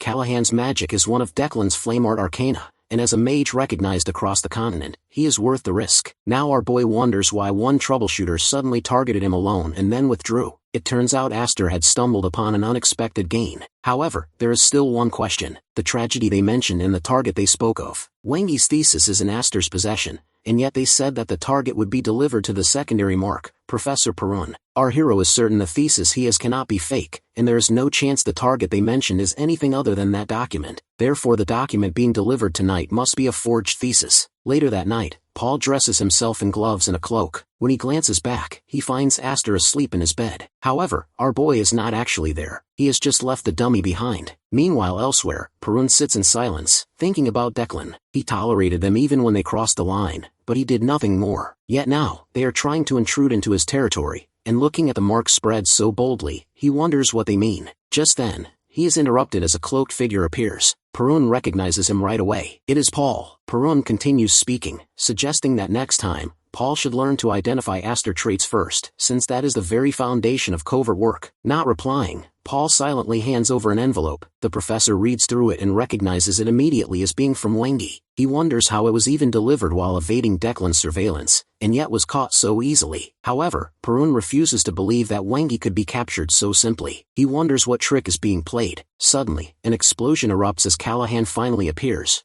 greeting Professor Perun. He wonders if a professor who spends every waking moment in a lab would even know who he is. Then, he notices Paul and calls him a mercenary. Just by looking at the hands word, he can tell that Paul knows about him. Callahan then asks Professor Perun if he knows him. Perun bluntly refuses, telling him to get out immediately. Hearing that, Callahan laughs. He has never been treated like this before. He finds it entertaining and declares that he will keep things simple. He says he will kill Paul and leave Perun alive but with one arm and one eye. Callahan prepares to strike Paul, but Professor Perun steps in and shields him at the last moment. With his skills, an eruption blasts through the ground. As the smoke clears, Perun calls out for Paul and tells him to save his life, declaring that from now on, he will not look at him as a student, but a mercenary in his own right. Paul reacts sharply and agrees instantly, while Perun notices that the alarm still has not rung even after that massive blast. It becomes clear that Declan's lackeys cast a blackout spell. Therefore, the only one Perun can rely on now is Paul. Meanwhile, standing before them, Callahan spots the envelope, aware that it indeed came from Blander. He adds that Perun does not seem like the type who will hand it over quietly and asks if he wants to play. In an instant, he activates his skill. A magical circle forms and golden flames erupt, and the cliff begins to reshape around Paul and Perun as he laughs wildly. In response, Perun activates his own skill, unleashing a surge of blue light that destroys the entire floor of the building. Lightning erupts skyward, and our protagonist sees it from the other building. The realization hits him that things have finally turned serious. Wearing his cloak and mask, Aster steps forward, declaring that now he is not Aster, but number one, the troubleshooter. Standing there with his mask and cloak, Aster finally decides to begin. He silently prays to the moon, seeking permission to act as a righteous troubleshooter once more, even though, in truth, he was never officially one. With that resolve, our boy leaps into the air and rushes forward. Meanwhile, back in the battle, Callahan unleashes flames toward Paul, who struggles desperately to keep up. The only reason Paul has managed to survive this long is the talisman he received earlier, which is actually a protective artifact. Before he can think further, Professor Perun shouts at him to move aside as the professor charges forward to attack again. Their powers clash, erupting violently. Perun admits that Paul isn't bad, and is surprisingly reliable. Just then, the guard's sword begins to glow, making him question if ether is coating the blade or if it is some kind of enchantment spell. Perun asks whether he can withstand the next strike, and Paul responds firmly that he can. After all, they are well past the point of retreat. If they fail to hold the line now, they will surely die. Their enemy laughs, finding this pairing of mage and guard interesting as he launches another vicious attack. Flames erupt, but Paul manages to block the blow. However, Perun knows the guard will eventually be overwhelmed. If things continue this way, they will soon be dragged to their deaths. Consequently, he resolves to play his trump card. When the amount of mana present in nature is limited, and two commanding entities issue orders at once, control of the flow becomes a direct contest of strength. Perun surges forward, unleashing a massive blast of energy that scatters violently across the area. Callahan sees it as a challenge, and prepares to clash head-on. Energy wraps around the warmage as the ground cracks beneath them. The massive eruption tears through the surroundings, leaving the building in ruins as Callahan and the professor are thrown high into the air. On the ground, Paul lies collapsed and exhausted. Helplessly, he thinks that if things were going to escalate like this, they should have just fought each other from the beginning. A raging energy forms above as a giant tornado, and other troubleshooters finally arrive on the scene, stunned by the sheer power. They hesitate, realizing that rushing in now would be suicide. One tries to determine how many allies remain, but before he can finish, our protagonist sweeps in like a storm, knocking them all aside. Someone shouts that it is an ambush. Amid the swirling chaos, both Perun and Callahan suddenly notice the newcomer's presence as he lands before them. Confusion flickers across their faces. Aster lands nearby and announces his arrival, demanding they behold his entrance. Callahan shouts in irritation and fury, but Aster rushes straight at him, declaring that this place will become the mage's grave. He grabs Callahan by the throat. At that moment, the enemy activates his skill, resulting in a devastating blast that pushes Aster away. The backlash hits hard, yet Aster remains standing, completely unscathed, as the remaining troubleshooters surround him. On the ground, Callahan quickly pulls out a potion and drinks it to suppress the mana backlash, wondering what kind of monster this masked man could be. Meanwhile, our protagonist keeps fighting, tossing troubleshooters aside. His movements hold not a single wasted gesture, and his magic remains precise and instantaneous. Callahan watches with widening eyes, realizing he is actually impressed. Still, he snarls and activates another spell, shouting that he does not know who this masked man is. but he will kill him regardless. Countless magic circles blaze into existence, scattering everywhere. Aster faces the energy as the explosions erupt around him. Standing there, Callahan wonders if he succeeded in hurting our boy. Although a few other troubleshooters got caught up in his attack, he does not care about them, as he only wants to complete the mission. Bodies fall to the ground as Callahan assumes the masked man must be eliminated among them. Holding his potions, he feels relieved, thinking about grouping up with the remaining troubleshooters to subdue Professor Perun. He takes out a potion, ready to drink, but just then, a voice calls out to him. The voice says that Callahan may look like some unhygienic lunatic on the outside, but deep down, he is as cold and sly as a snake. Aster declares that he was aware all along of Callahan's plan to blow him away along with the troubleshooters. Our protagonist prepares his attack and states that Callahan's coldness will be the cause of his death. A strong beam of light cuts through the air as Callahan stares wide-eyed, unable to process it as it pierces straight through his head. He falls to the ground, dead. Meanwhile, Aster is impressed anyway, since any other mage would have died from that ambush back then,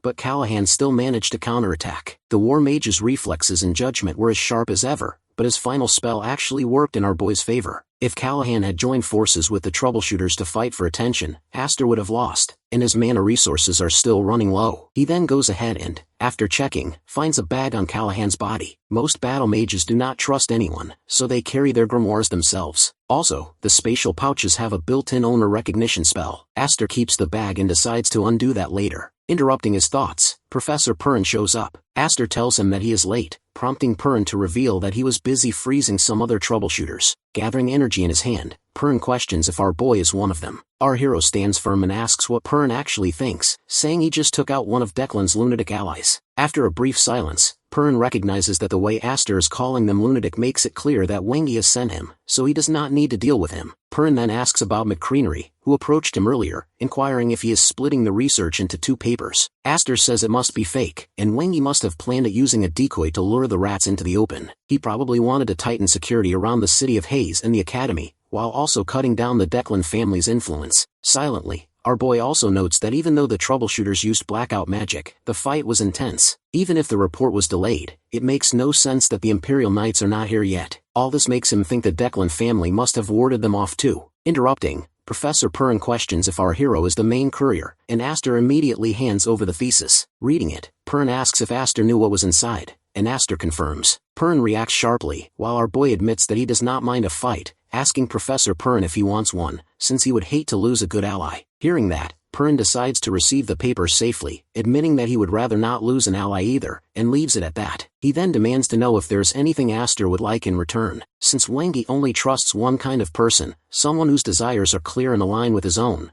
Professor Perun believes our hero must be the same, and wants to give something in return to earn his trust. After thinking for a while, Aster asks for a book. When Perun looks confused, our boy explains that he is going to build a tower, tall and grand, and he will place books for anyone to read. He admits that he would like one written from Perun's perspective on arcane science. Perun accepts this request amiably, saying that while not everyone would understand it, he finds the idea entertaining. Our protagonist decides to take his leave, but Perun asks how they will stay in contact. Aster says that he does not usually take a man's number, but pulls out a necklace-type item and tosses it to Perun, informing him that it is a communication crystal. The 2 halves are linked. When one breaks, the other shatters too. He tells Perun to break one shard to call him, or break more than one if there is trouble. Perun catches it, and after a brief silence, he says that he is not into men either, although Aster has already left, leaving Perun wondering why he suddenly feels filthy. Not long after the Imperial Knights arrive at the scene, they quickly secure the area and temporarily evacuate the academy students to prevent any possible follow-up attack. It is our boy's cue to blend in among the students. He and Damien walk together, and Damien gets curious to know where our protagonist was, prompting him to reveal that he just came back and had seen something. Silently though, Aster thinks that the bodies of Callahan and the other troubleshooters make the evidence clear, and the Declan family will stay quiet for a while now. On the other hand, Damien notices that Aster looks bothered. Aster ignores it, wondering why his sigil reacted during that fight, since it usually does not respond at all. But when blocking Callahan's spell, he felt power resonate through the barrier. After all, it did help him block the counterattack, so he cannot complain. It is not that the barrier was threatened, but rather the rejection phenomenon, a technique elemental mages often use which prevents the caster from being harmed by their own magic. Our protagonist says out loud that he does not get it, prompting Damien to ask about it. Although, he ignores it again, still stuck thinking why it reacted then of all times and what exactly triggers it, as he decides to investigate further. He looks at the largest library in the East, Lapidar, inside the academy, expecting to find some clues there. Just then, someone calls out from behind, greeting him, and the guy introduces himself as Chenbi. Aster is confused, as the newcomer says that our boy fights pretty well, making him doubt if this person saw him fighting that time. And if he got to know about his identity, that would be bad. He even wonders if our hero should kill him. Chenbi mentions that the fight our hero had with the combat division during the entrance ceremony was amazing,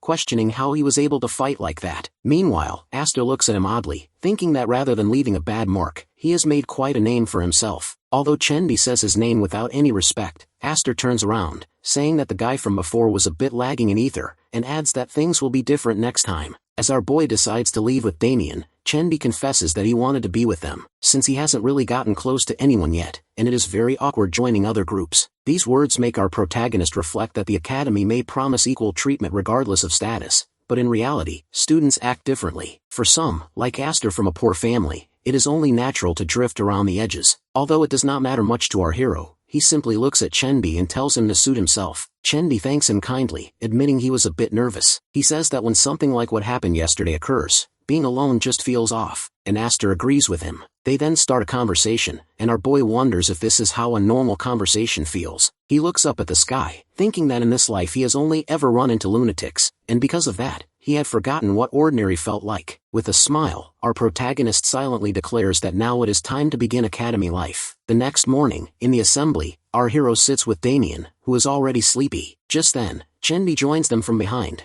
greeting them. He sits down and points out how they have to attend class after all the chaos yesterday, and Aster agrees, calling it pretty harsh. Although judging by their talk yesterday, Aster can tell that Chenbi is not from a noble family, nor from a wealthy background, yet he does not seem timid at all, and is even quite cheerful. Whatever he observed makes our boy think of Chenbi as a decent person. Interrupting his thoughts, Chenbi informs them that their M3 houseroom professor is Professor Jirah. Our hero looks confused at the name, prompting Chenbi to freak out, saying that Professor Jirah is the one who single-handedly slaughtered a horde of trolls. As they talk, Jirah finally shows up, and seeing her, Aster remembers that she is the one who stood on stage at the entrance ceremony. She steps onto the platform, simply introducing herself, and announces that there was a small disturbance yesterday, but it is not worth worrying about. She asks students to focus on their studies. Before starting their first lesson, Jirah decides to start with mana measurement, declaring that the measurement evaluates both the quantity and quality of one's mana. She then asks which of the two they think is more important. A student raises her hand. Jirah first asks her to introduce herself. She introduces herself as Argan, and continues, saying that she does not believe there is a defined answer, but if one already possesses a certain level of mana, she would say its quality matters most. When asked the reason, she says that when facing a mage of equal power, the one with superior mana quality will naturally hold the advantage. Meanwhile, our boy considers this just a textbook answer, since the quality of mana affects accuracy, stability, and spell power. Even if one has plenty of mana, it is useless if one cannot hit the target. Jirah reacts sharply and then asks about Argan's family. Argan fumbles a bit, but says that she is from Baron Paliam's household. Hearing that, Jirah makes a face, saying she thought so, as Argan's eyes fill with tears. Jirah then shouts if anyone else wants to try answering. Eventually, she points at a random student,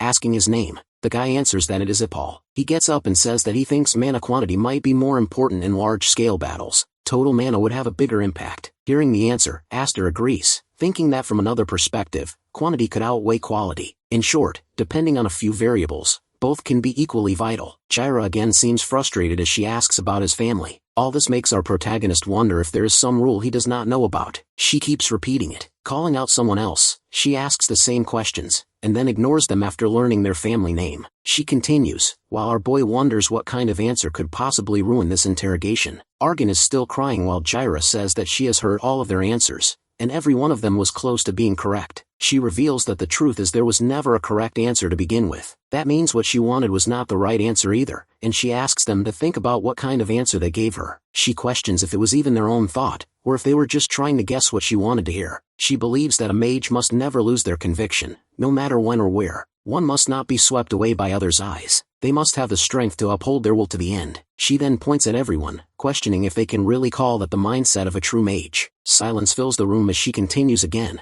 saying that from now on, they must become true mages, and that is the message she wanted to convey today. asking them to keep it close to their hearts. Aster is satisfied that in the end, he was right, even as he finds her way of teaching a lesson kind of twisted. She then calls students for the mana measurement. She calls out Argan, declaring that she will serve as the M3 class's Magic Division representative. Jira admits that Argan's earlier answer was quite impressive, and asks her to record her classmates' mana levels. Argan runs to the stage, thanking the teacher. Meanwhile, Chinbi, sitting right behind our protagonist, says that he is jealous, prompting our hero to wonder what exactly makes him jealous. Back on stage, Jira calls out for the assistant professor, who shows up with a glowing orb, and the students whisper if that is a mana measurement device. Jira is aware that most of them must not have seen it before, and declares that it is time to find out their mana levels. She adds that no one knows that among them, there just might be a monster. Jira explains the usage details, asking Argan to place her hand on the crystal orb and channel her mana into it. She does as instructed, and the orb begins to glow. In no time, her mana number appears as 4. Jira points out that everyone can see it clearly among the various indicators. The key one is located in the center, representing the property index. In other words, the quality of mana, ranging from level 1 to level 10.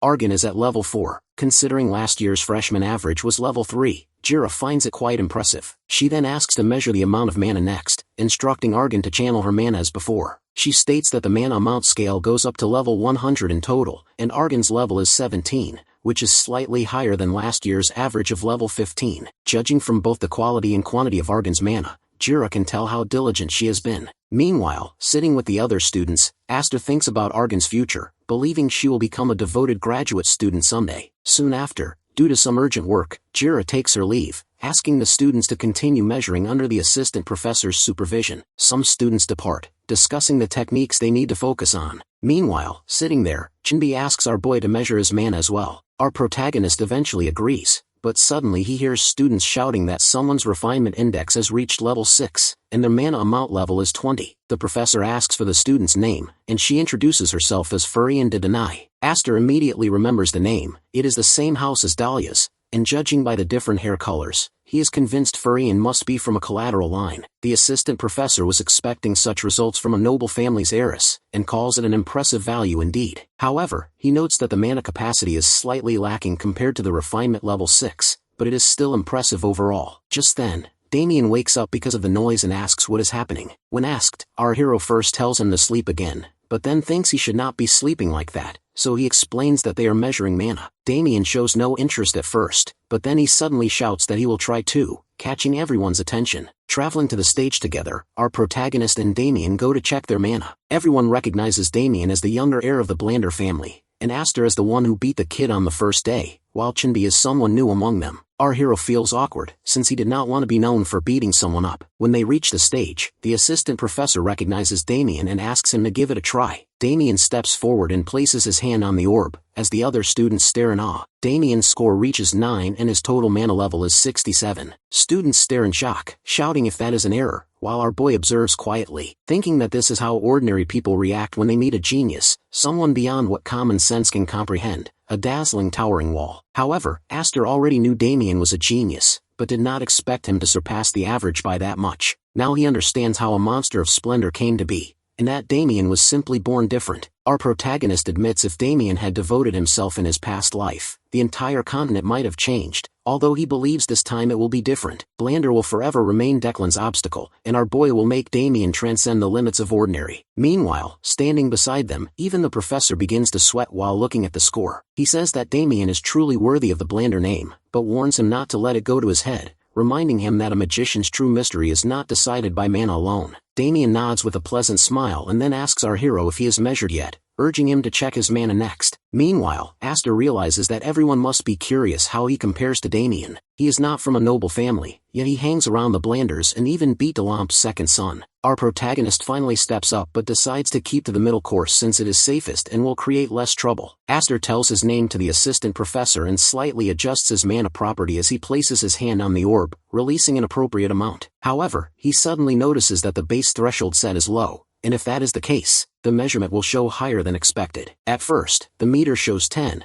but then suddenly an error occurs, and students are confused about how the threshold was exceeded. Damien shouts that it is amazing, while our hero calmly turns to the assistant professor saying that the device must have malfunctioned and they will need to remeasure. The professor agrees, but Damien insists that it is correct, saying he can tell. Aster just silently asks him to be quiet. The assistant professor, feeling awkward, resets the orb and asks Aster to try again. This time, the level shown is 3 and the total mana is 15. All the students seem satisfied that it was actually an error, while our protagonist feels relieved that he managed to produce a safer and more careful result, since balancing this is harder than it looks. However, Damien interrupts, calling it all bullshit. When asked where he learned the word, he says that his friend told him things like this are called bullshit. The words make Aster realize that he cannot even talk freely anymore. Soon after, in the first department of magic, Jira stands near the window, seeing the second department of magic activity proceeding smoothly. Thinking about the attack on Professor Perun, she silently admits Perun was famous back in the day, so he will sort himself out eventually and brush it aside, since it is not her concern. Just then, Jorvi, the assistant professor, arrives with the measurement records and hands them to Jira. She goes through them and finds Furian's result a little disappointing. Then she reviews Damien's score, acknowledging the greatest talent in the family's history, and admits to herself that he will need close guidance. Finally, she reaches Aster's record and notices the reset caused by the initial error. She reacts sharply upon seeing his name, saying that she will have to keep an eye on him. Later on, Damien forms a dragon and asks our hero how it looks, and Aster confirms that it looks good. They sit at the table and decide that the dragon model they have created will be Lake Blood, Sweat, and Tears number 2. Just then, Chinbi joins them, suggesting they make it a bit more dynamic by spreading the wings and making it appear as if it is about to leap forward with its mouth open. Damien does exactly as he suggests, making Chinbi realize how easily Damien changed it. Even the great Furion could only manage a spirit body form, while Damien is playing with a mana control test like it is nothing. He silently admits that the world is big, and he is truly just a small fry. Meanwhile, noticing him, our protagonist silently admits he understands how Chinbi must be feeling, but believes the boy has to face reality and move forward. Suddenly Damien calls out to Aster, saying that today was fun and confessing that he made the right choice coming to the academy. Aster simply smiles softly. Soon after, in his room, our boy sits with Callahan's spectacle pocket, which is locked. However, once one understands the principles of security magic and possesses enough magical sense, they can easily bypass whatever mana pattern the user sets. Aster admits that if he had the right tools, he could have done this in under a week, but since he had to sneak around in the private training room, it took him a full 7 days. Still, he has successfully observed the elixir he received from Blander in mana form, and with that, our hero has also gained a fair amount of useful knowledge here at the academy. Eventually Aster finally opens the device and sees what is inside. He finds some potions and a cloak that is too big for him to use. Alongside those items lies a defensive artifact. Then, he finally witnesses what he was searching for. Declan's secret grimoire, Red Flame, a laser-type secret spell derived from the blue flame used by Farron. It is a diamond-grade magic that can even burn through force fields, but one needs to reach mastery to actually penetrate them, and that takes time. Suddenly he remembers that today is the midterm performance evaluation. Everyone gathers on the ground shortly after. Damien is excited for the day, while our boy notices the unusually large crowd. Hearing that, Chinbi informs him it is because all the classes from M1 to theirs are gathered, and then shares the rumor that this time's evaluation might be the Canyon Breakthrough. The news prompts our hero to think about the midterm performance evaluation, which consists of 3 types of tests. The trial corridor, a maze-like sewer where one must reach the goal. The canyon breakthrough, where students race to the finish line. And the simulator, where one duels against a person or monster. Although to Aster it does not matter what event it is as long as he can pass without making any big trouble, he is fine with it. However, he understands that for Chinbi, the situation is different. Chinbi starts calculating strategies for the canyon breakthrough when suddenly someone shouts for everyone to quiet down. Professor Perun appears, introducing himself as the supervising professor of Class M1 in the Magic Department, and declares that he will be overseeing the evaluation. Meanwhile, our hero notices that Perun's dark circles have gotten worse since the last time they met. Professor Perun continues and announces that today's chosen test for the evaluation is the trial corridor. Chinbi instantly loses hope as all his planning falls apart, and he panics. Meanwhile, Perun begins explaining the rules. He states that the trial corridor is a maze-like sewer, and the goal is to pass through it and reach the final gate. No matter which path they take, they will end up at the goal eventually, so there is nothing for the students to worry about. Chinbi finds it easy until Perun reveals that it would be a meaningless race this way. He then summons a figure formed from his mana, introducing them as golems. Hearing that, Chinbi becomes terrified while Professor Perun continues, revealing that although they may be slow and clunky constructs, they are still tough for the students' level. Their cores are exposed and their durability is adjusted, so the students should be able to handle them. But even so, in such a closed space, the golems will be able to catch the students easily. He then starts thinking about how mages truly lack composure, remembering how Paul showed grit by pushing himself to the limit. Yet, he wonders if perhaps the environment is at fault. Even so, there are a few students with potential. He looks at Farion and a few more, and then his eyes land on Damien, as he silently thinks that Damien does not seem to be thinking about anything at all, and assumes he will not pass the test. Breaking out of his thoughts, he explains that the golems will act as gatekeepers at the intersections. Whether they defeat them or avoid them is up to each student. Every participant will also be given a test bracelet, which has protection power similar to a force field. If it breaks, they are disqualified, and the golems will ignore them afterward. After explaining it all, Professor Perun notices how demotivated everyone looks and encourages them to impress him. He adds that he does not care if they reach the goal first or defeat the most opponents. He declares he will personally reward them if they show him something impressive. Standing among the students, Aster reacts sharply at the mention of a reward. Rap Peter is the largest library on the eastern continent, divided into 3 tiers: upper, middle, and lower. The tower Aster is permitted to access is the lower tier. When he went to the library to look for clues, he found no trace of a magical volume there. Eventually, if he wants a lead, he will have to search at least the middle tier and above. However, the middle and upper tiers are restricted to royalty, art nobles,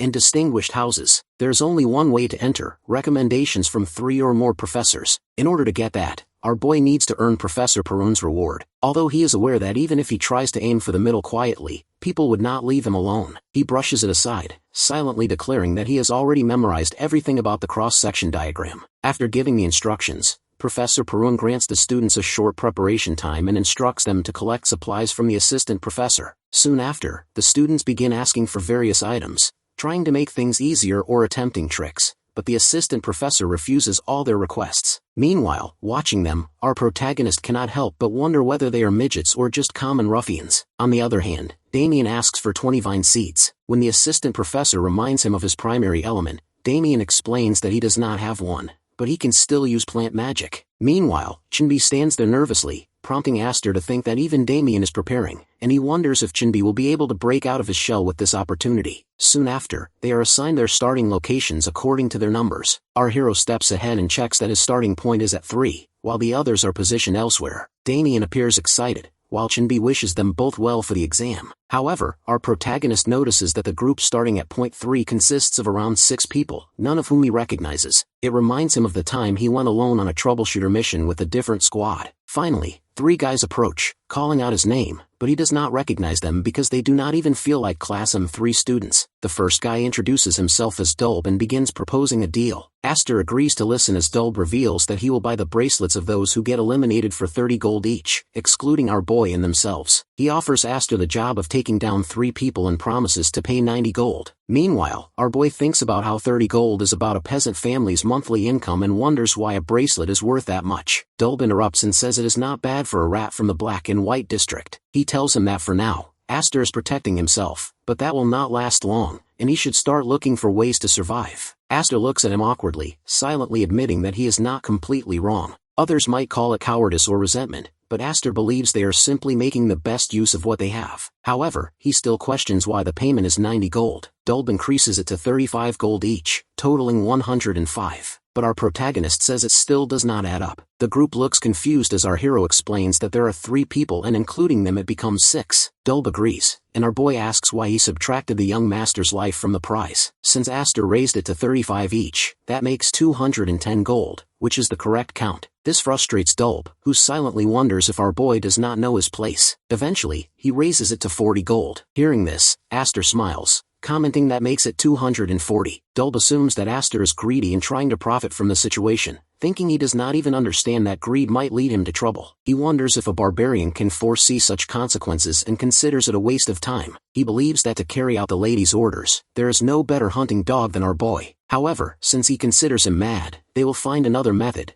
and Dulb walks away, ending the negotiation. Suddenly, Aster interrupts from behind, explaining that regardless of anything else, Dulb will still owe him for the bracelets. Dulb turns back, annoyed, while our protagonist explains that if they load 3 packs and 3 people into a carriage, and then remove the packs, they should still pay for the people. He demands 120 gold. Hearing that, one of Dulb's friends becomes furious and mocks our boy, cursing him and declaring that Dulb is not the same as him, and that his district once held the title of Baron. From behind, Dulb tries to stop him, but his friend continues, pushing Dulb to shout at him not to make him spit on his face any longer. He finally agrees to pay 120 gold, silently admitting that the young lady's favor takes priority, and that if they earn her favor, his merchant guild could expand significantly. However, Aster cannot overlook such a noble person, so he raises the price again, claiming that since they are nobles, the amount must double. 160 gold coins. Dulb agrees and hands over the coins, declaring that from this moment on, he will show our hero how hard life can become for 160 gold pieces. Soon after, Professor Perun explains that the field barrier activates against spells that directly strike the body, or attacks imbued with mana. If the barrier is destroyed, the bracelet stays where it is, and the wearer is forcibly removed from the test. He assures them not to worry about injuries. Then Professor Perun starts the test. They first complete the wrap, then show interior footage, and finally begin grading.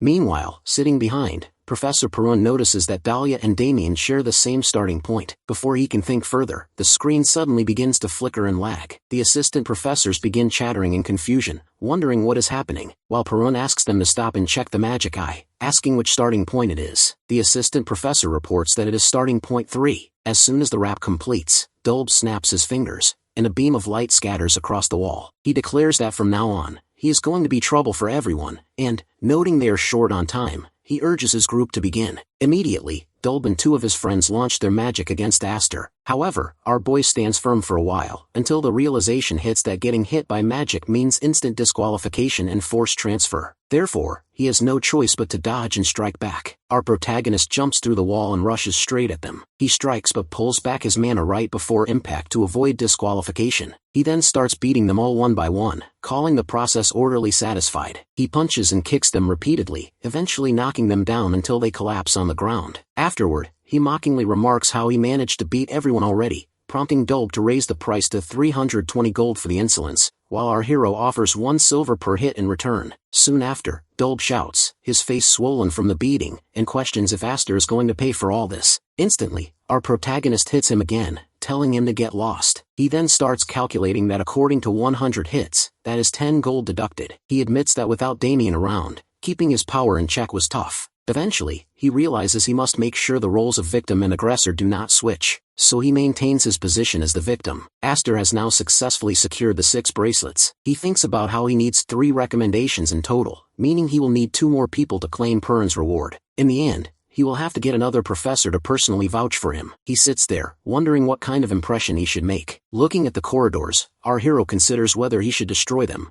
noting that there are only 4 pillars holding up the ground. But eventually, he brushes off the idea, since he would make an enemy of the entire eastern continent that way. So, he decides not to think too much and just keeps moving on his own. As he starts to walk, Aster wonders how the others are doing. Meanwhile, elsewhere, some other students are struggling and questioning how the situation is even possible. In front of them stands Damien, controlling the golems with vine seeds and not letting anyone pass through. In another area, Chinbi confesses that he is only here to pass the exam, shouting for others to stop attacking him as he hides behind a pillar. 2 girls stand nearby, exhausted, as one asks the other to go and catch Chinbi. However, she refuses, doubting her friend's intentions. As they begin to argue, Chinbi finds a chance to run off, thinking that aiming high is a luxury for someone like him and that he only needs to pass the exam. He rushes forward when suddenly he notices the bracelet he is wearing is surrounded by red energy. Confused, he wonders what is happening and eventually realizes he might have been hit by magic without noticing and is already disqualified. He twists into a corner, thinking he will be transferred soon, but nothing happens. Just then, a voice calls out and greets them all, calling them refined schoolers of the academy. Chinbi realizes that the voice does not belong to the academy. The voice continues, saying that everyone may wonder who they are, but some might have already guessed and should know why this is happening. They declare to those who suspect their identity that they have no demands, only the consequence of angering a great being. Suddenly they announce that every student will die right here and there is no way out. Even Damien notices the voice. Meanwhile, outside, the assistant professor freaks out, questioning who it is,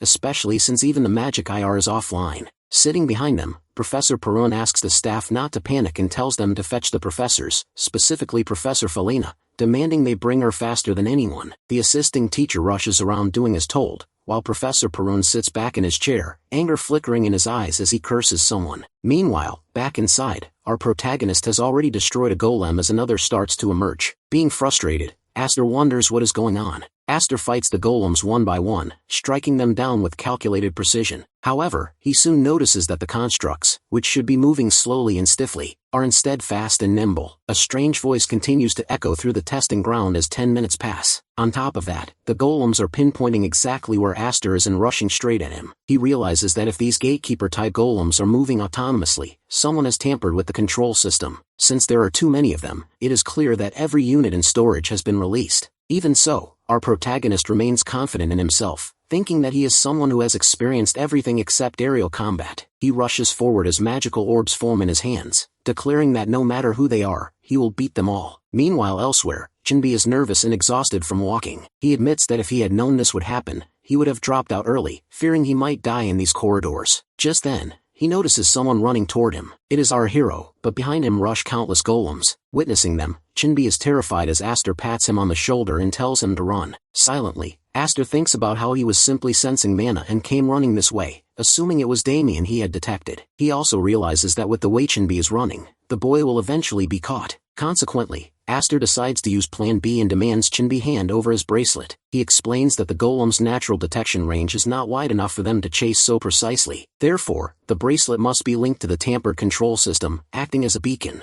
Hearing this, Jinbi takes off the bracelet but becomes worried about our hero. Aster reveals that since he has already been marked as a target, pulling the golems toward himself gives Jinbi the highest survival chance. He tells Jinbi to run, promising to buy time and find Damien. He also reminds Jinbi that he has a family and must survive no matter what. These words remind Jinbi of his family, who always encouraged him. He finally hands over the bracelet, asking Aster to survive and meet them again as soon as possible. Aster takes it with a smile while Jinbi runs back, admitting that he has no choice but to live. His parents, who bought him a spellbook instead of food, and his younger sister, who quit school because of him, all deserve a better life. He remembers his mother's words, calling him a proud son, but suddenly he doubts himself, questioning if he is really someone to be proud of. He considers himself indecisive, timid, and nothing special. The realization hits Jinbi that he has even abandoned a friend, refusing to add another guilt to his heart. He decides to never give up and uses the best magic he knows, the spell his teacher left him, the one who awakened his talent. He desperately tries to use the power of earth. Suddenly, insane energy scatters forward as Jinbi shouts for our protagonist to watch out. The energy strikes straight at the enemy. Our hero recognizes the spell as magic, that not only reshapes the rock forming the trial corridor, but alters its quality as well. As a result, the ground and the enemies are completely ruined. Aster is shocked, thinking that changing two properties is extremely difficult, and that this is not a spell Jinbi should be able to maintain. Suddenly Jinbi collapses. Aster catches him as Jinbi reveals that it is a spell his master left behind called Sparve Earth. He finds the name grand, but our hero disagrees, though he adds that it is still impressive. He tells the boy that with a spell like this, it is the caster who proves its worth. Whether it is grand or not, depends entirely on how the user employs it. Meanwhile, a bloodied Jinbi calls out our boy's name. Aster brings out a potion and makes him drink it. Jinbi recovers quickly, while Aster wonders whether he should drag the boy along or leave him there. Eventually, he decides and uses his mana flow to map the area. After figuring things out, he tells Jinbi to go straight, informing him that he will reach the other students at the fork. When Jinbi asks about him, our hero does not answer directly. Instead, he senses the mana flowing toward the control room and finds it strange. It feels familiar, yet Aster is sure that it is not Declan's method. He simply declares that he has something to do and silently decides to go check it out. Running toward the control room, Aster tries to remember where he felt this mana before because somehow it doesn't feel like it belongs to Declan.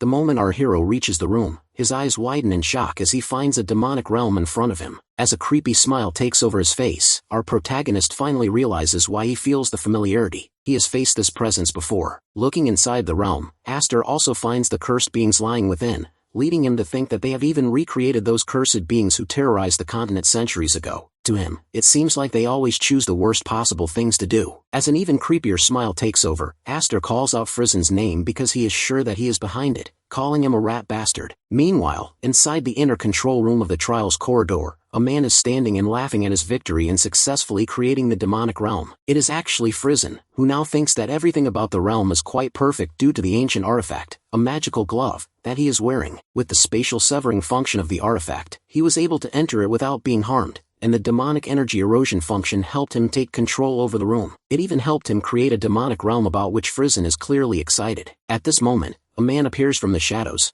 asking Frizen whether he succeeded or did something he wasn't supposed to do. Frizen with a smile states that the creation of the demonic energy completes the contract between them. Moreover, it will be enough to ruin that professor's reputation until his downfall becomes inevitable. The man appearing from the shadows is completely visible now, who is actually the mighty Hound of House Vamar. He states he doesn't care about what method Frizen chooses, because all he wants is to ruin the Xenian Academy along with the professor whom they are protecting. Showing his respect, Frizen agrees to go according to the order while calling the man by his family name, which is House Vamar. Hearing this, the man suggests Frizen should not say the name from his filthy mouth unless he wants death. As Frizen is still bending in front of him, he thinks to himself that the man is just from a vassal family under Declan. He is still so full of pride, but right now Frizen is thinking to endure him because he wants a place for experimentation, which Vamar will provide upon the completion of this contract between them. Moreover, he is also getting excited about the demonic realm which he created just a while ago. It is a forbidden magic sect, Salvatium, so Frizen seems quite excited about it. Finding a student coming towards them, Vamar asks about how much time Frizen requires to completely control the system. Hearing this, Frizen gets excited and calls that student their first test subject, which appears confusing to Vamar, so he inquires about it. To make him understand, Frizen questions him in return if he wants to see what the demonic energy of such a high level can do to a person. Answering immediately, Vamar claims people become crazy or die immediately due to the exposure. Though this theory is commonly known amongst everyone, Frizen with a creepy smile explains that, according to ancient texts, the demonic realm with mana and ether is different. It results in human beautification, turning humans into insane and mad beasts. Standing in front of the screen and looking at our boy, who is standing in front of the realm with demonic beasts while golems are chasing him from behind, Frizen wonders if he will enter the realm or not, because that's what he wants Aster to do. With shock on his face, Aster is standing in front of the realm, but suddenly he lets out a quirky smirk and whispers while making signs with his mouth. Our hero challenges Frizen to wait for him. Hearing this, Frizen becomes too stunned to speak while Vamar questions if he is familiar with that boy. Since Frizen has never seen him before, he denies it, but he is getting scared about the fact that the student knows his name. At this moment, Aster takes out the test bracelet, which makes Frizen even more scared and shocked. Moving forward, our boy runs towards the demons and puts the test bracelet on each of them. Later on, Aster orders them to kill each other. Hearing this, Frizen speaks in pain,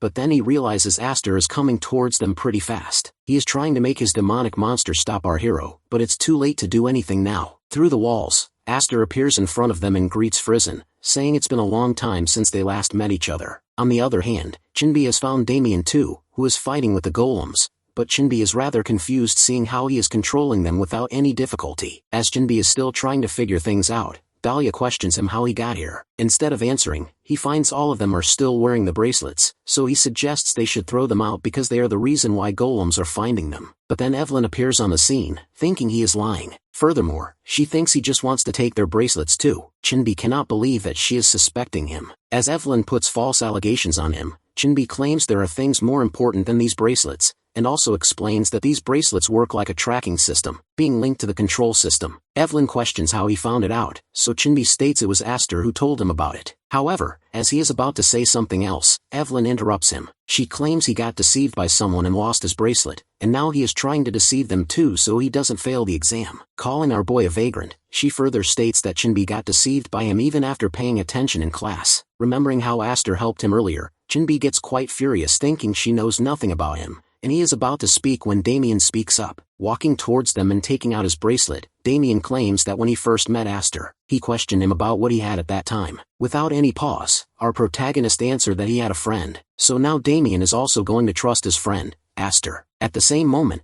Damien throws away his bracelet, claiming he doesn't need it so they can take it if that is all they want. While walking away from them, Damien asks Chinbi to come along. Looking at his act, Chinbi wonders if he is really Damien, because the old Damien wouldn't have done anything like this. Meanwhile Aster, who is standing in front of Frizen, claims he once went inside the demonic realm to kill him, but who knew that they would meet like this? Although Frizen can't understand him, in fear he asks the Hound Weimer to protect him. Weimer questions if this is really their first meeting, and Frizen answers in the affirmative. After becoming sure, the Hound Weimer begins to approach our boy because his job is to protect Frizen. For this, he is going to kill Aster without leaving any trace behind. Looking at him, Aster thinks to himself that the man is from a vassal family under Declan with secret wind magic. It is a prestigious house, famous for its speed and power. Moreover, this hound is actually the cast-off child whom the Weimer family has been raising separately. Weimer is someone who acts like a real hunting dog for his owner. Moving on, Aster asks the reason behind him being with Friesen since he finds it suspicious. Instead of answering, the Hound questions in return if our boy knows his identity. In a fit of anger, Aster yells that he was the one who first questioned him. Still shouting, our protagonist repeats his question, so Weimer's Hound wonders if he is trying to seek death by doing this. Instead of answering, he again questions Aster, which makes Aster even more furious. With a loud voice, our hero repeats his question a third time and orders him to give an answer. Hearing this, the Hound becomes angry too and attacks our boy. While dodging the attacks and running towards him, Aster repeats his question again and again, calling him a Weimer Hound and calling Friesen a rat bastard. Running towards the Hound,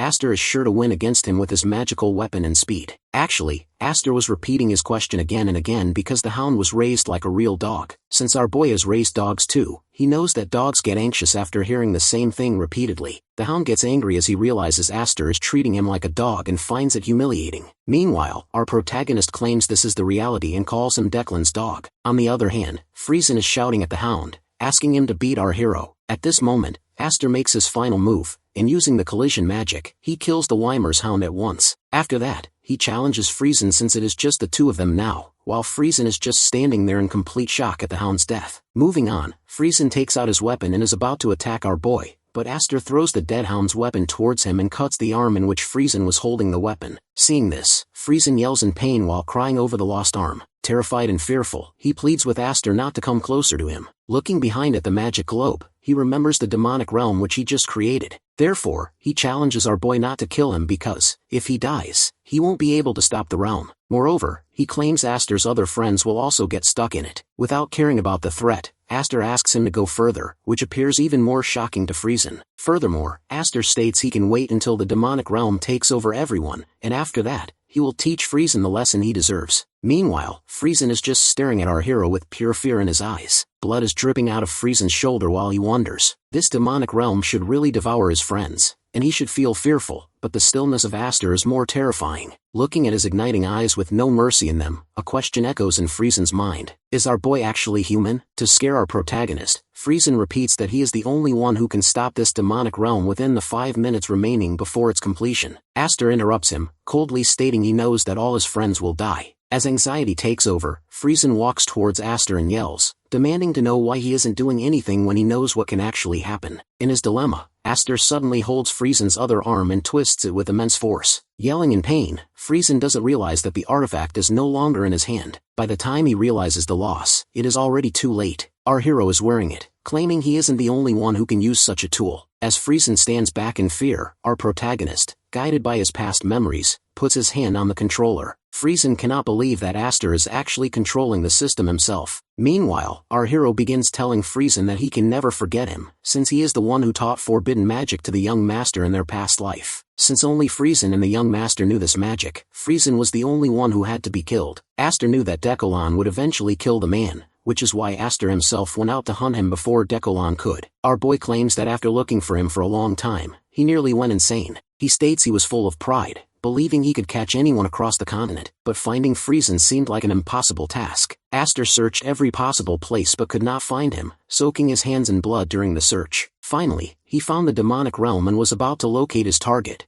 but the demonic beasts took over. Later on, our hero began to lose his sanity due to the demonic energy. After trying everything, he finally gave up and exited the realm, only to find a troubleshooter waiting outside because he was too scared to go inside. That shooter told Aster that Decolan had already killed Friesen after extracting all the information about the forbidden magic in the artifact. As Aster continues describing how he sat in front of the realm for days, Friesen falls to his knees on the floor because he is continuously losing blood. Friesen claims with a trembling voice that he never taught anything to a young master of any family, so he doesn't understand any of this. Looking at him dying without hearing the story, our boy takes out a healing potion and gives it to Friesen. Apparently, Aster wants him to hear the full story, while Friesen is now thinking only of finding a way to run away and survive. Continuing his story, our hero looks upward and states that while sitting there, he once saw a wyvern in the sky. It was flying freely while our protagonist found himself pathetic in comparison. At that moment, his revenge for his friends turned into emotional venting, and he gave up on the idea of vengeance. As Friesen attempts to run away, Aster dashes towards him and pushes his face into the ground. Aster claims that he finally found him today. Just for this day, our hero had been going through all the information Friesen left behind about the demonic realm, forbidden magic, and the disgusting artifact again and again.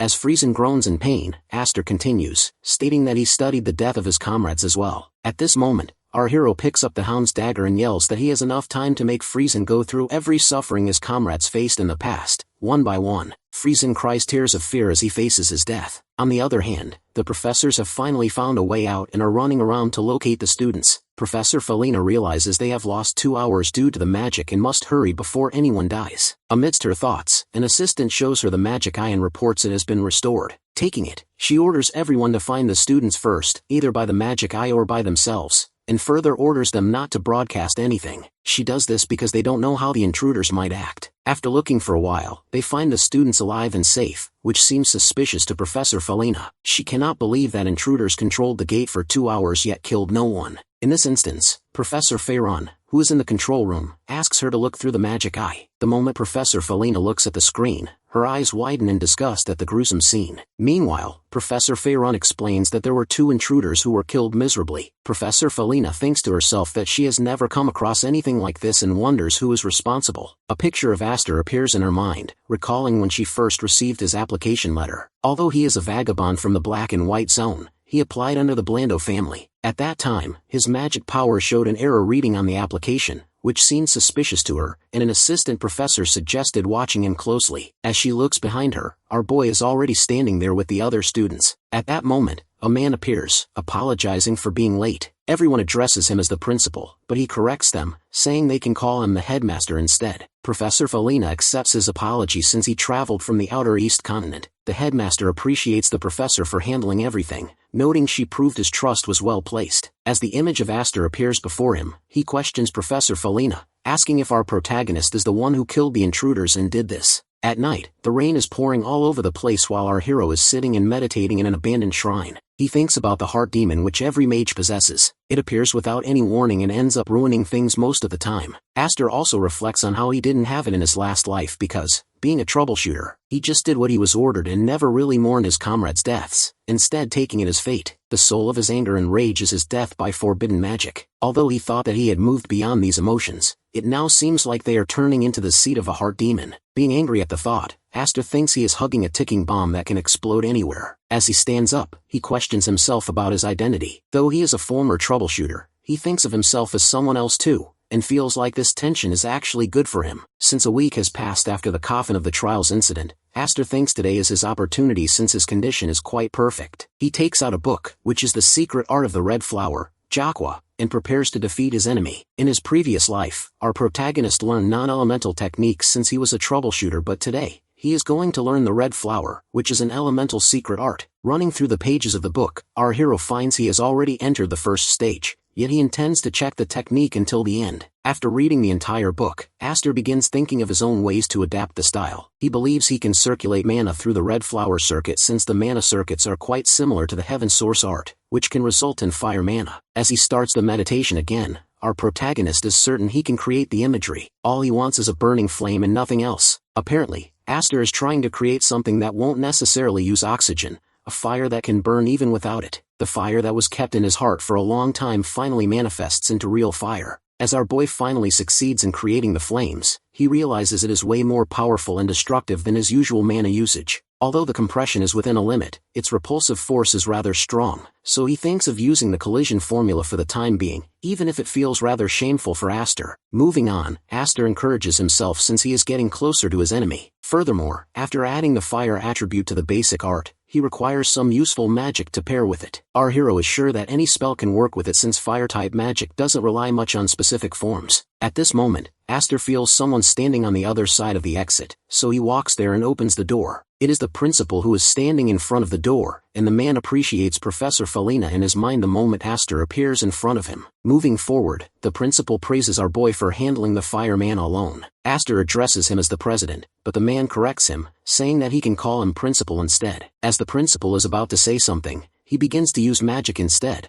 causing the pressure in the air to increase. Although our protagonist can't understand why everyone does this upon meeting him, he asks himself the same question. Who is he? He answers himself that since he is a former troubleshooter, he can break but he won't bend, which is his conviction. Amidst these thoughts, the principal questions why he isn't greeting him, considering he is the highest ranker in the entire academy. The moment our boy hears it, he immediately bends and calls him Mr. President, but then corrects himself and addresses him again as Mr. Principal. Actually, Aster is shouting the name. Aster changes his conviction here, deciding that the waist exists so that one can bend. The principal orders our protagonist to lower his voice, though he praises him again. While still bending, Aster again shouts to apologize for his mistake. Seeing this, the principal suggests that no one will come here after hearing him since he has already blocked off the surroundings. This was actually Aster's plan to gather people, leading the man to call him a quick-witted bastard. As the principal sits on the ground, our hero questions the reason behind him being here. The principal answers that he was curious about something,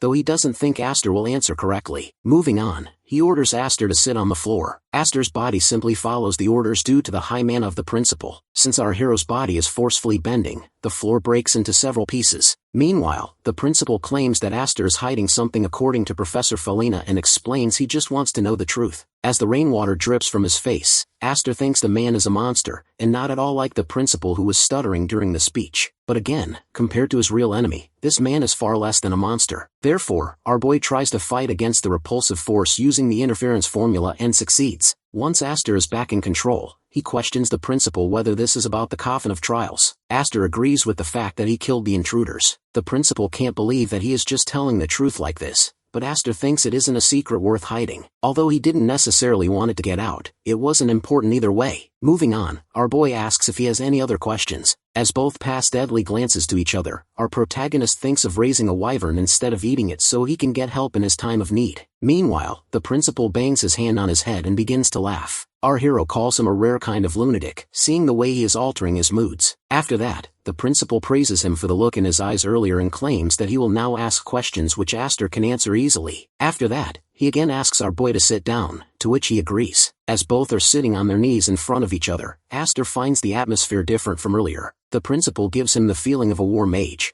but our protagonist can't comprehend whether it's his appearance, the atmosphere, or perhaps his true nature. As the principal is about to ask his first question, Aster interrupts him, asking whether he knew the wyvern that became Emil. This leaves the principal in shock, but our hero begs him to continue. Here, the principal calls him a junior, to which our boy claims they have a teacher-student relationship. The principal yells at him, claiming that on the battlefield, they are senior and junior to each other. Although Aster can't understand what he is saying, he obeys since the man is stronger and calls him senior. Continuing the conversation and addressing Aster as a junior, the principal questions what terrible thing the intruders did that made Aster kill them like that, all while our boy stares back into the man's war mage eyes. The moment the headmaster questions our boy, Aster answers with another question about what he would have done instead. The headmaster answers that, instead, they would crush them under their foot and will plead with the majesty to let them gather their old comrades too. The moment our protagonist hears this, he understands that the man is referring to war mages and knights as old comrades who would definitely be strong forces. After thinking for a while, Aster speaks up and suggests that the headmaster is referring to Declan.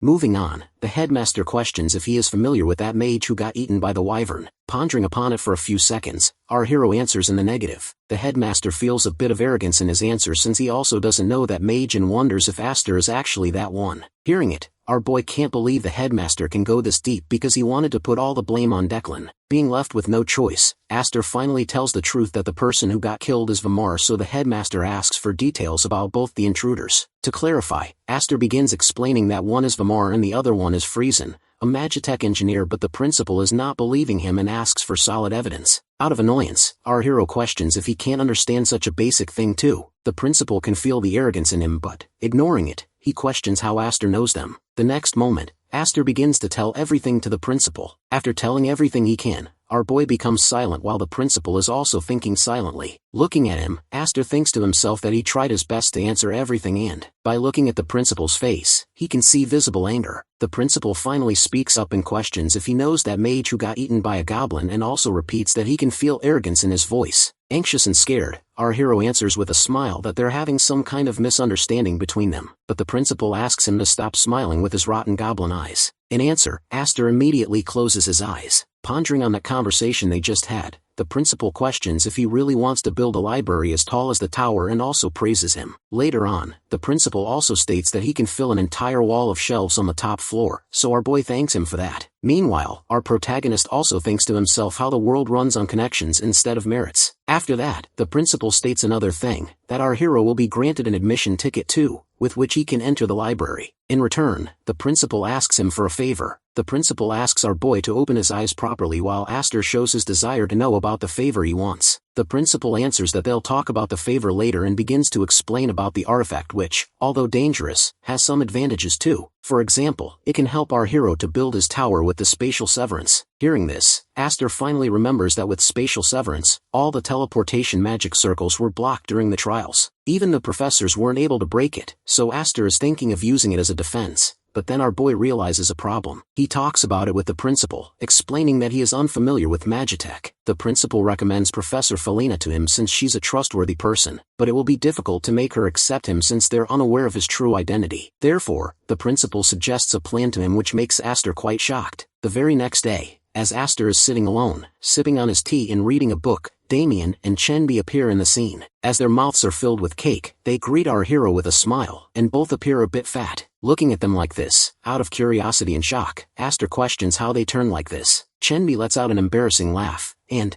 as he is about to say something, a student interrupts him and offers Chenbi to do the magic training together. In answer, he agrees without any hesitation. Another student waves at Damien and thanks him for his help at the trial. Thus, Damien waves back at him. Apparently, Damien and Chenbi have gotten the spotlight due to that bracelet information which they told the other students during the trials, which initially came from our boy, so now Chenbi thanks him for that. Due to that, not only the students, but their parents also helped his family. Putting his purple cover book on the table, Aster claims there's no need to thank him. Since Chenbi can't understand it, Aster explains that all the credits go to Chenbi since he did everything to make other students understand him. Once our hero is done praising him, he asks about Damien, who is standing a bit away from them, along with some other students. Chenbi answers that he caught a plant-type golem named Cerberus. Our boy can't believe that he actually controlled a golem and also praises him in his mind. Later on, Chenbi sits on the chair next to Aster since they're meeting after a week now, but then someone appears behind Aster, which leaves Chenbi in shock. As our hero turns his head, he finds Professor Felina standing there, who then claims that she wants to talk with him. The scene shifts to her office, where our boy and Professor Felina are sitting next to each other. Aster is looking the other way while the professor questions if he knows the reason behind him being here. Aster answers that one thing he's sure about is that this meeting isn't regarding counseling.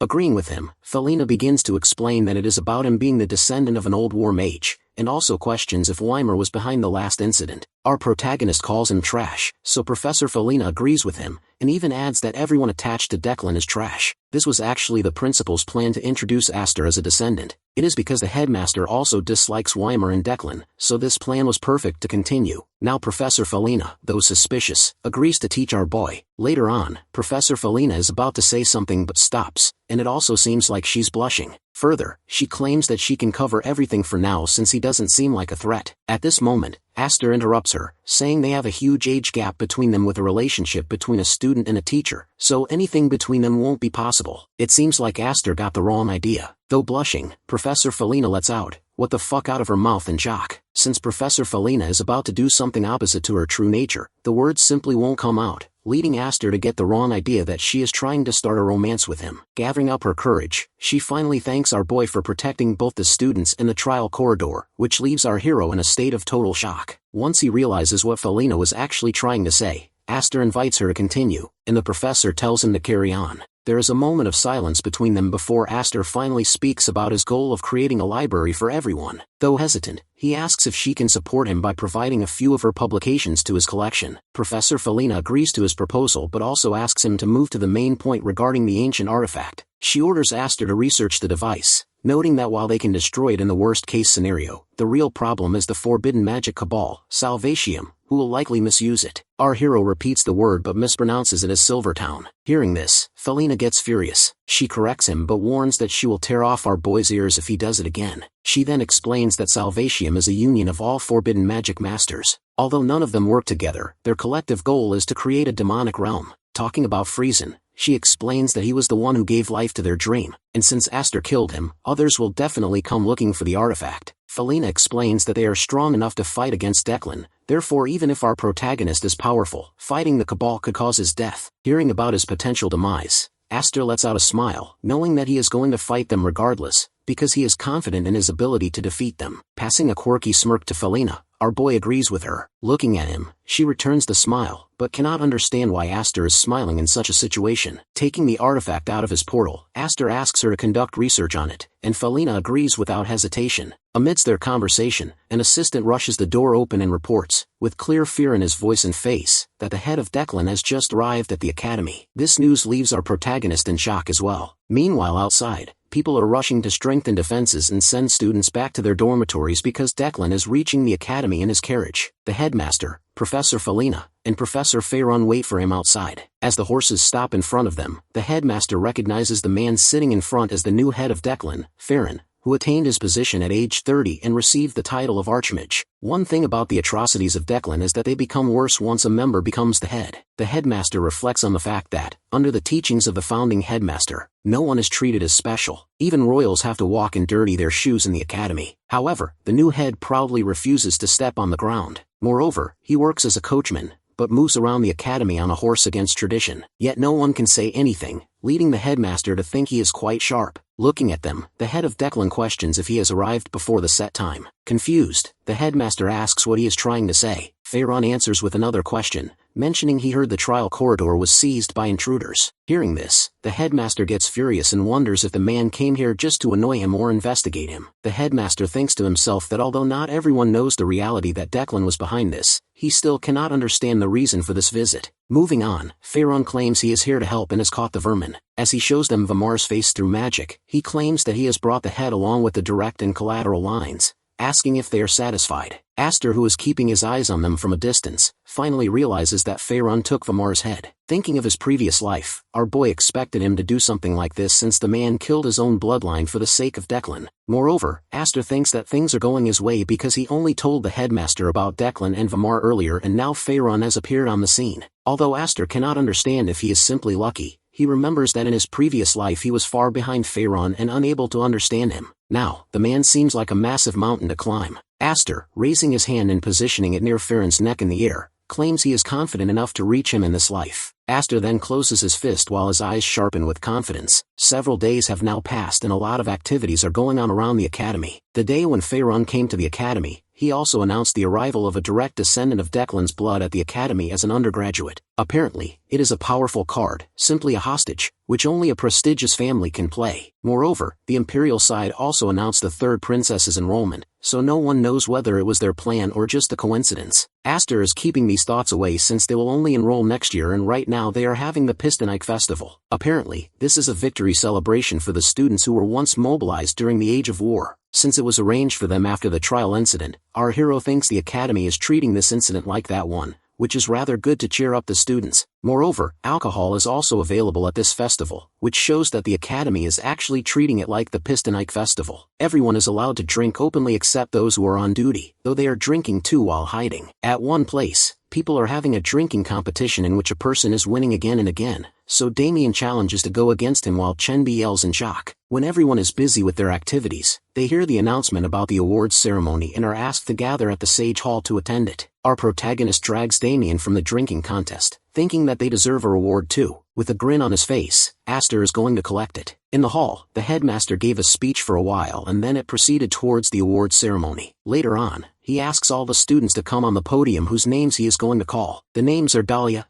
Damien, Evelyn, Chenbi, and Aster. Looking at Evelyn, who is the daughter of the Golden Trading Company, our hero thinks there is something suspicious about her. Also, he doesn't remember her from his previous life, but due to the testimonies, he has no other option but to take her as a contributor too. Now they are going to receive awards which are top-grade elixir. Walking towards Aster, the headmaster shows his deepest appreciation towards him. Talking through telepathy, our boy questions if he can return it since it is more like trash, so the headmaster answers if Aster puts it in the incinerator, he will put him in there too. After seeing it, Aster thinks to himself that he can just burn it without anyone knowing. After the awards ceremony, Aster spends his day enjoying the festival with Damien and Chenbi. Our hero thinks they deserve it since they have been going around. At night, the academy also arranged the fireworks, about which Aster thinks it is a waste of money, but still, he feels like it is quite amazing. Looking at the sky, he begins to dream about his tower where he dreams to go to the highest floor and look at the ground. After making the tower, Aster also dreams of holding such a festival which will last for a week and will also hold a sage ascension ceremony at last. It would be a festival about him as a great sage while riding on a wyvern. He is thinking of a white one. Aster spends his night in that dream, and upon waking, he finds a white owl on his window, As he reads the message which was tied on the owl, it was from the headmaster. Apparently he is asking Aster to meet him. Standing on his window, our boy takes a high jump along with the owl. After some time, he is standing in front of the high building which was once used by troubleshooters centuries ago. Opening the door, he addresses the headmaster as senior while the owl flies away from his head. Looking around the room, our hero says that he should call it an office. The headmaster answers that, though he wants to, he cannot help it due to traditions. Moving on, the headmaster offers tea to our boy, which seems quite suspicious to Aster, so he inquires about the reason. The headmaster answers that he wants to talk about the favor which Aster traded for the library pass earlier. Taking out a letter, the headmaster asks Aster to deliver it to his friend. Aster can sense quite a bit of suspiciousness in it, so he questions where he has to go to deliver it. The headmaster answers that, though his friend is hiding, after asking around from the old comrades, he finds out that he is hiding in the Hamron Great Forest. Actually, this forest has been preserved during ancient times, along with many kinds of monsters and magical materials too. Aster cannot believe that he wants him to go there. The headmaster thinks that our boy can find him easily since people live there. As Aster is about to deny it, the headmaster adds something and takes out another page for him on which plenty of elixirs are written,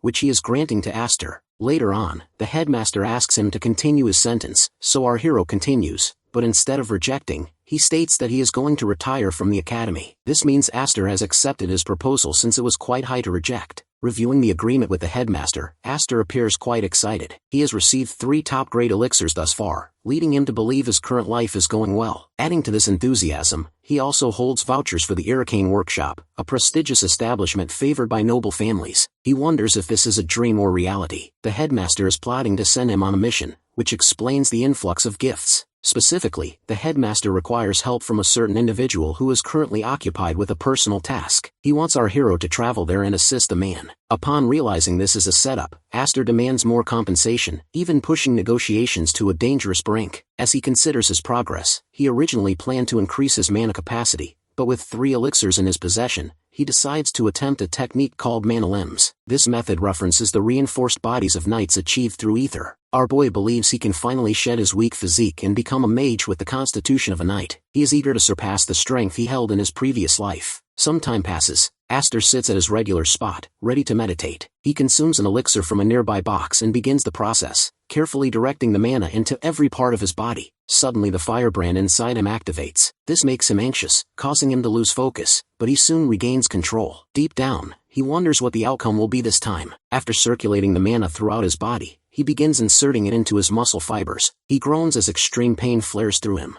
The sensation is so intense that he fears his body is tearing apart, making him question if the effort is worth the agony. Just as he considers stopping, the firebrand forces the cultivation to continue even harder. He yells at the brand, fearing his body isn't ready for such intensity. The process eventually finishes. Aster stands up, drenched in perspiration. He examines his hand, wondering if the technique worked, and notes that he must train properly to reach his full potential. To test himself, he bites his thumb, expecting the wound to heal in 15 minutes. To his shock, it heals instantly. He realizes he is already stronger than he was in his previous life. With the secret tome of healing light from Hensi, he believes he can reach the same level as Damien. Aster senses mana emanating from his blood on the floor, noting its similarity to his own. Aster emphasizes that he can control it and tests this theory with a light emission spell. As he casts it, he realizes that while he provides the spark, the true power originates from the blood. By increasing his blood volume and utilizing a collision formula, he will become even more powerful. Aster decides to utilize the Blander family's healing art, the proliferation formula,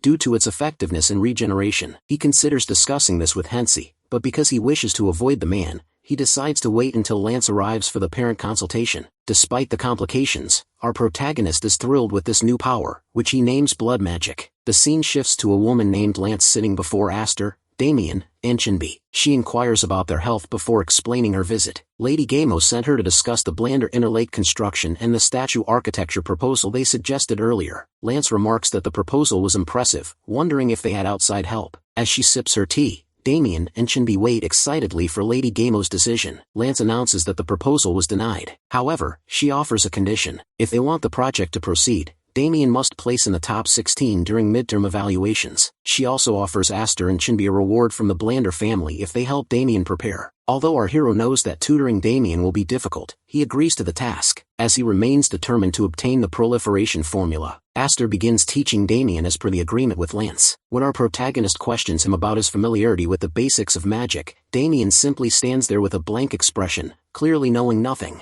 Aster then asks to see his notes. In response, Damien drops a heavy pile of books in front of them. Beside them, Chinbi looks at the books in complete disbelief. Chinbi asks if Damien at least turned his assignments into the teachers on time. When Damien confirms he did, Chinbi breathes a sigh of relief, though Aster remains suspicious. Reviewing the notes, our boy realizes that while Damien is hopeless with magic, he actually excels in culture and history. This means they must focus entirely on his magic classes. While the material is manageable, our hero feels a lack of confidence in his ability to get through the lessons without hitting his student. During their session, Furian approaches and asks if Aster is truly going to teach Damien. He offers his assistance, though our boy struggles to see how he could be of use. Noticing their skepticism, Furian produces a paper covered in formulas that Chinbi recognizes immediately. With a slight smile, Furian explains that it is a compilation of recent academy exams, including summarized questions from all their professors. As Chinbi reviews the papers, Furian asks if they are ready to trust him. Although our protagonist is reluctant to accept him, he realizes he has no other option. As soon as he agrees, Furian reveals his condition. He wants help with combat after the midterm exams, believing Aster's fighting skills will be a great asset. Within a split second, our hero suggests heading to the training room to help him immediately. Furian yells after him, explaining that someone else actually needs the help, and asks the boy to follow him instead. After walking for some time, they reach the city of Haze. Aster asks how much further they have to go, and while Furian claims they are almost there, our protagonist is already exhausted. Walking behind him, Aster feels a growing urge to hit him until Furian finally stops at their destination. The building appears to be a private training center, leading Aster to realize that the person they are meeting must be quite wealthy. Dahlia Deadeye welcomes them. Furian speaks with her, suggesting she reconsider seeking help from Aster, but Dahlia remains persistent. After a moment of thought, our hero offers a different proposal. Dahlia should train with Furian instead. He explains that he must focus on teaching Damien until the exams are over. A shocked Furian tells Dahlia not to listen to him, yelling at our protagonist that he just provided them with vital study materials. Aster counters that the materials were payment for a previous debt, and Furian still hasn't made amends for what he did to Chinbi. Dahlia agrees with our boy, further shocking Furian. He begins to protest, claiming that as a descendant of the Denai family, he won't accept such an arrangement. With a smirk, Aster watches him, thinking he has found the perfect punching bag. Eventually, Furian stops arguing and leaves to study for the midterms. Aster assures Dahlia that he will fulfill his duty now that payment is settled. He asks if she wants person-to-person combat training, and she simply nods. The scene shifts to a dining table where Evelyn has lunch with a man named Dibby. They discuss the recent trial corridor, noting that no one succeeded in obtaining the bracelet. With a smile, Evelyn mentions that preparations for the upcoming exams will be finished within the week. Dibby immediately assumes she wants him to steal the exam papers,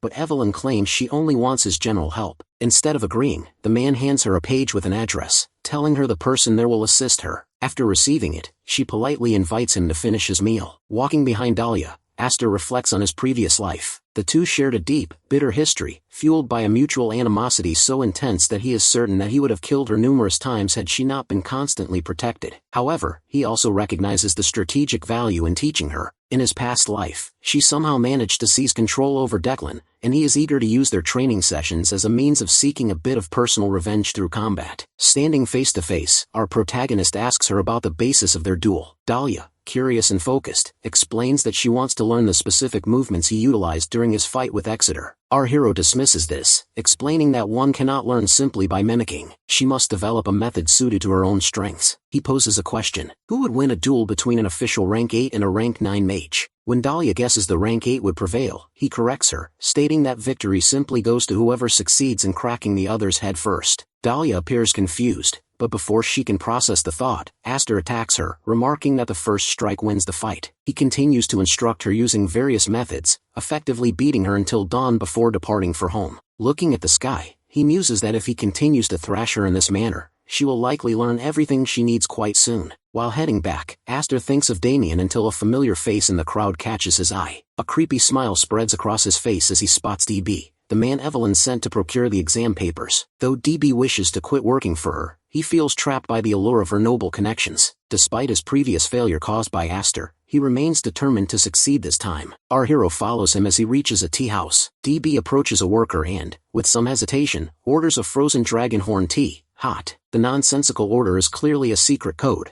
and the worker's invitation to wait confirms he has come to the right place. The man eventually places a cup of tea before him, noting DB's surprise at the location. He explains that those who seek a dark merchant often expect a hidden lair, rather than a common tea house. When the merchant asks for his business, DB reveals he is after the first-year magic department exam papers. The man offers to take DB to meet the seller the following week, providing a specific time and place while warning him not to write the details down. Listening from outside, Aster can hardly believe the coincidence of the buyer and the papers appearing simultaneously. To investigate further, he changes his clothes and dons a mask belonging to Declan to hide his identity. Inside, the merchant is already planning to flee the city of Haze once the deal is done, fearing the aftermath of the exams. Our protagonist enters, projecting the persona of a Tiger Ruby Jade user, and demands Callahan's subspace pouch. The merchant is shocked, wondering how this stranger knows of an item supposedly lost upon Callahan's death. When the man denies having it, Aster brings up the conversation with the boy who just left. The merchant hesitates, but our hero feigns irritation, claiming the voices in his head are becoming too loud. Terrified by the display of power, the man realizes he is dealing with no ordinary mage and begins to confess everything. Aster suggests they continue the story while walking toward the warehouse, insisting on inspecting it himself to ensure nothing is being hidden. The merchant can only stare back in utter disbelief. Walking toward the warehouse, the merchant remains reluctant to disclose the details of DB's visit. However, our hero, still disguised as a mage of Declan, reassures him by swearing upon Declan's name that no harm will come to him as long as the secret is unrelated to the family. Though still anxious, the man finally confesses that the boy came to him under Evelyn's orders. He admits he doesn't know every detail, but he is certain she is attempting to establish a black market for buying and selling exam papers. Upon hearing her name, Aster immediately recognizes her. She is famous at the academy for being polite, studious, and a model student. He finds it difficult to believe she is orchestrating such a scheme behind her perfect facade. He feels a sense of disgust, noting how unfair this is to students with fewer resources. They soon reach the warehouse, and the man opens the door. While scanning the room, Aster remarks that he doesn't see anything suspicious yet. However, he then abruptly orders the man to prepare 2 subspace pouches,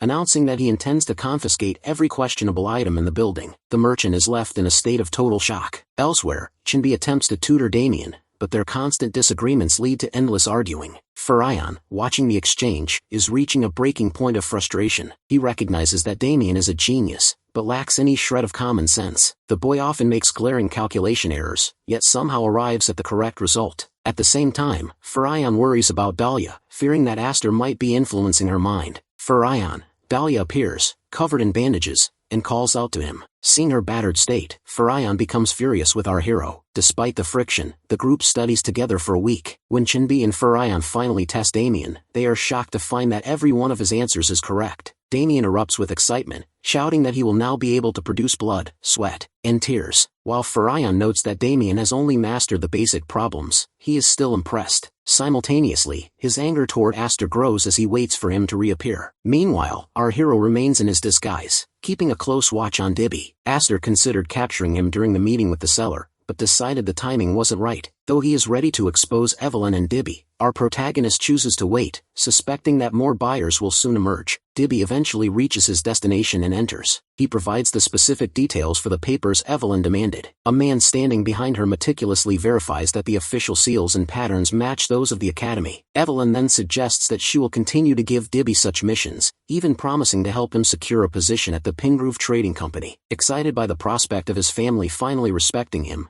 Dibby listens as Evelyn instructs him to distribute the papers to their clients before dismissing him. Once he is gone, a creepy smile crosses Evelyn's face as she calls him an idiot. She stands and questions a cloaked figure about their preparations. The man explains that soon, everything she has done will be pinned on Dibby and the Pingrove Trading Company. Evelyn is using the boy as a scapegoat. Watching through the window, our boy is stunned by the depth of her malice. His priority shifts to teaching Evelyn a lesson she won't forget. Although our hero has recorded the entire exchange in a crystal orb, he decides to wait for the perfect moment to strike. After pondering his next move, he devises a plan to steer her back toward a more honorable path. He begins writing on a sheet of paper, concluding his message by pressing a stamp into the corner. On the other hand, Dahlia continues to practice the lesson Aster taught her regarding the first strike. She focuses on magic that activates instantly and can be cast unconsciously, understanding now that even a genius will fall once their head is smashed. The scene shifts to the exam hall as students finish their writing. The invigilator calls for pens down and begins collecting the papers. A group gathers around Demine to discuss their answers,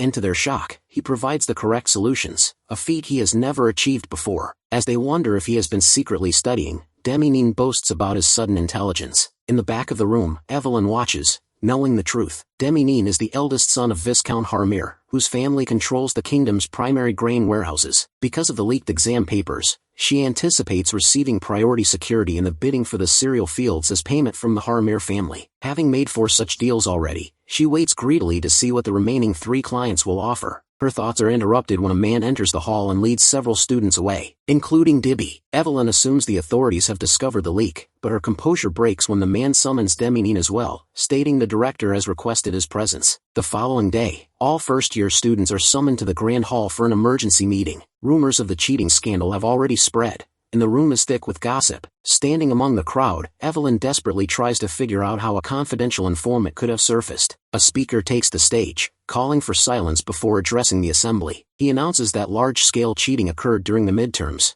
and reveals that 5 students, including Dibby, have already been expelled. The speaker then prepares to announce the individual who uncovered the truth. To Evelyn's utter horror, he praises her as the whistleblower. As the crowd erupts into cheers for her supposed integrity, Evelyn tries to insist she is not the one responsible, but her protests are drowned out. While she has avoided expulsion, the situation feels like a trap. Behind her, Aster quietly enjoys the show, knowing this was the only way to force her onto a righteous path. A week passes, and the results are finally posted. Students, including Chinbi and Damien, crowd around the ranking list. Initially, Damien appears in 18th place, causing a wave of disappointment. Aster, however, notices Demian's name still holding 7th. The official posting the list realizes a clerical error and corrects it. Damien's name moves up to 16th place. Damien and Chinbi celebrate wildly, while our protagonist focuses on the formula he will now claim as his reward. In the midst of the excitement, Chinbi mentions that his experience tutoring Damien has inspired him to apply for an assistant teacher position. Aster immediately discourages this, pointing out that an assistant was implicated in the cheating scandal because the pay is so poor. When our boy asks how long it takes to become an associate professor, Chinbi notes that Professor Purin estimates 3 to 4 years. Seeing Chinbi's persistent desire to teach, our hero advises him to become an archmage instead. Aster explains that once he reaches that level, everyone will fear him, allowing him to teach without hurdles or interference. Deep down, our protagonist truly wants this for him, believing Chinbi is far too talented to settle for a mere assistant role. That night, a purple-eyed man enters a pub and sits across from a figure hidden beneath a cloak. He speaks of ancient ruins recently discovered in the forest of Hamelin. As he shares the news, a creepy smile spreads across his face. Several more days pass, and Aster and Chinbi meet with Lancy to receive their rewards. Our protagonist demands the multiplication formula. Lancy agrees,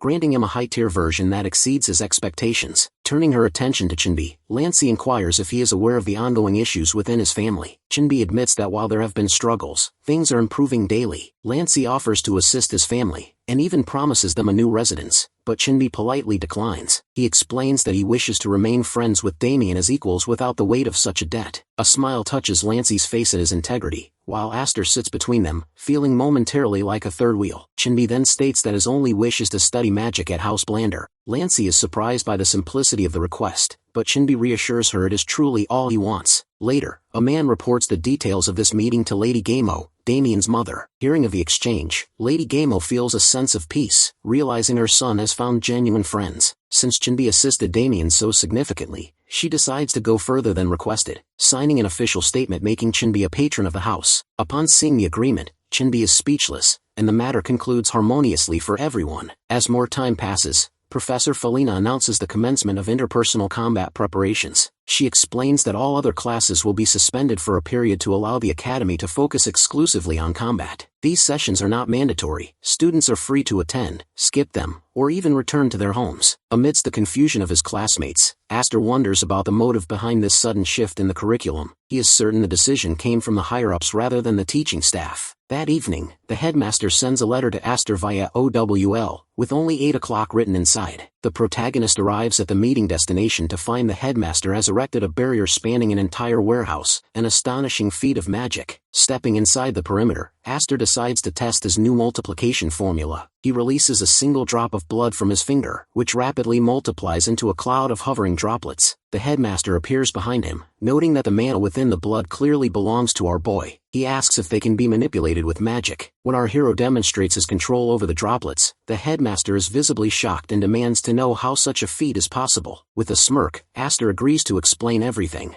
but only after the headmaster grants him a favor. He wants the man to act as a sparring partner so he can battle test his new skill. Aster advises the headmaster to stay alert, but the man dismisses the threat, claiming the boy won't be able to land a scratch on him. In response, our protagonist begins merging the floating red rubies of blood into a single massive sphere. He launches the attack, declaring that explosion is an art. A violet blast follows, blanketing the area in thick smoke. The headmaster eventually emerges from the haze, demanding to know Aster's true identity. As his power far exceeds that of a normal student, Aster calmly maintains that he is just a student, and not some demon possessing a human host. Still suspicious, the headmaster asks again about the nature of the red orbs. Aster responds by holding up his middle finger, indicating the source of the blood. This earns him a sharp punch to the head from the annoyed headmaster. Once they are both seated inside, our protagonist asks why he was summoned. The headmaster explains that he needs to discuss the Great Forest, but first, he produces a magical orb for Aster to examine. Our hero can only stare at the object in complete shock. The Great Forest of Hammern is a dense wilderness teeming with monsters and hardy humans who have somehow managed to endure its conditions. Only elite mercenaries are capable of surviving within its borders, yet even these veterans are growing fearful. Aster finds this reaction natural, given that the enemy consists of undead creatures. However, the headmaster clarifies that these are no ordinary undead. They are self-born, moving by the power of the soul itself. This leads our protagonist to wonder if these entities were sealed away alongside the ancient ruins. The headmaster explains that the threat is actually the destroyer, the most impure being in existence. It appears the seal is shattered, allowing spirits to roam freely. He notes that they must reach the forest within 2 days, but since none of his disciples are currently available, he turns to our hero. He makes it clear that even if Aster refuses the mission, he will not take back the rewards previously given. Our boy questions if there's an additional prize for completing this task, but the headmaster admits there's nothing else to offer. As the headmaster begins a plea regarding the lives at stake, Aster interrupts to accept the mission. This sudden compliance shocks the headmaster, but our hero explains that he wouldn't bargain over the life of the headmaster's friend. In truth, our boy intended to go regardless, as he seeks a specific type of knowledge only available within that forest. To facilitate the journey, the headmaster provides a teleportation ticket and an artifact cloak, the latter of which Aster feels is almost too valuable to be given away so casually. Finally, he hands over the sock wall mark, warning our protagonist to remain vigilant. The headmaster explains that a man named Hell is hiding his identity within the forest, and this mark will allow him to recognize Aster as an ally. To handle House Blander, our boy sends a letter to Chinbi stating he is leaving for training and should not be searched for. The scene shifts to Greentown, a settlement near the Great Forest. Locals prepare to enter the woods, planning to exit before nightfall. Inside a local pub, a mage named Auburn sits alone, fretting over the sudden surge of monsters and wondering if his request for aid will be answered. His subordinate, Rayleigh, approaches him in tears, swearing he will never return to the forest. Auburn insists they have no choice, as they are bound by contract and have already been paid. While Auburn worries, a subtle, treacherous smile plays on Rayleigh's face. He has no intention of returning with a weak mage like Auburn. He plans to either find a more powerful partner, or simply abandon his mentor and flee. At that moment,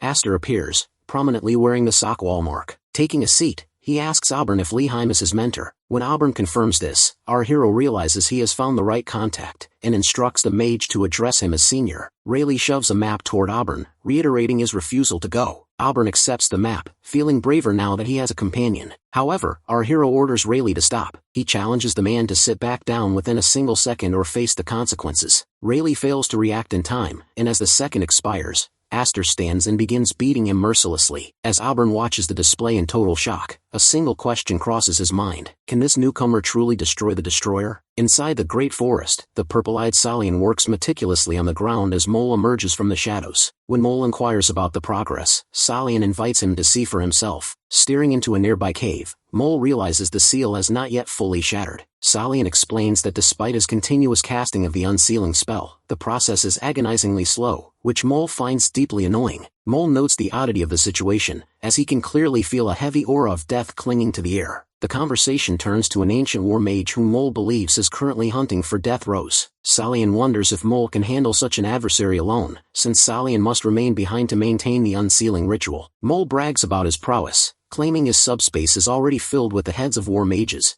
making this newcomer just another trophy. Meanwhile, our protagonist treks through the woods alongside Auburn, with a heavily bandaged Rayleigh leading the way. Auburn reflects that while the local monsters are lethal, they surely cannot defy the power of their own blood. He marvels at how his luck has turned. Only minutes ago he was despairing, but now he feels a sense of security. Looking at Aster, Auburn assumes they are roughly the same age due to their similar height and silently praises him. Our boy has solved every problem with ease, even earning the nickname New Moon in record time. Aster offers to place the heavy bag Rayleigh is hauling into his subspace, but Rayleigh refuses, insisting it contains essential items for an emergency. Since the bag also holds Auburn's belongings, our hero suspects Rayleigh is still plotting a robbery. Their internal musings are cut short by a sudden rush of noise. Rayleigh warns the group to stay alert as enemies close in from behind, hammered orcs mounted on wolf-like beasts. Rayleigh is shocked to see the orcs so far from the second base. As Auburn grows anxious, red orbs suddenly materialize in the air. Our hero's blood, multiplied through his secret formula. Addressing Auburn as Junior, Aster orders him to erect a shield. He then launches an attack, triggering a massive explosion. When the smoke clears, the orcs have vanished, and the landscape is charred. Terrified by this display of power, Rayleigh immediately backtracks and begs Aster to take the bag into his subspace. As they continue, they encounter 7-foot-tall goblins, a sight that strikes Aster as highly unusual. He wonders if the throws is the cause of this mutation. Rayleigh identifies them as Kenny goblins, typically found only near the second base camp. Their presence here suggests they are either expanding their territory, or fleeing a greater threat. Upon closer inspection,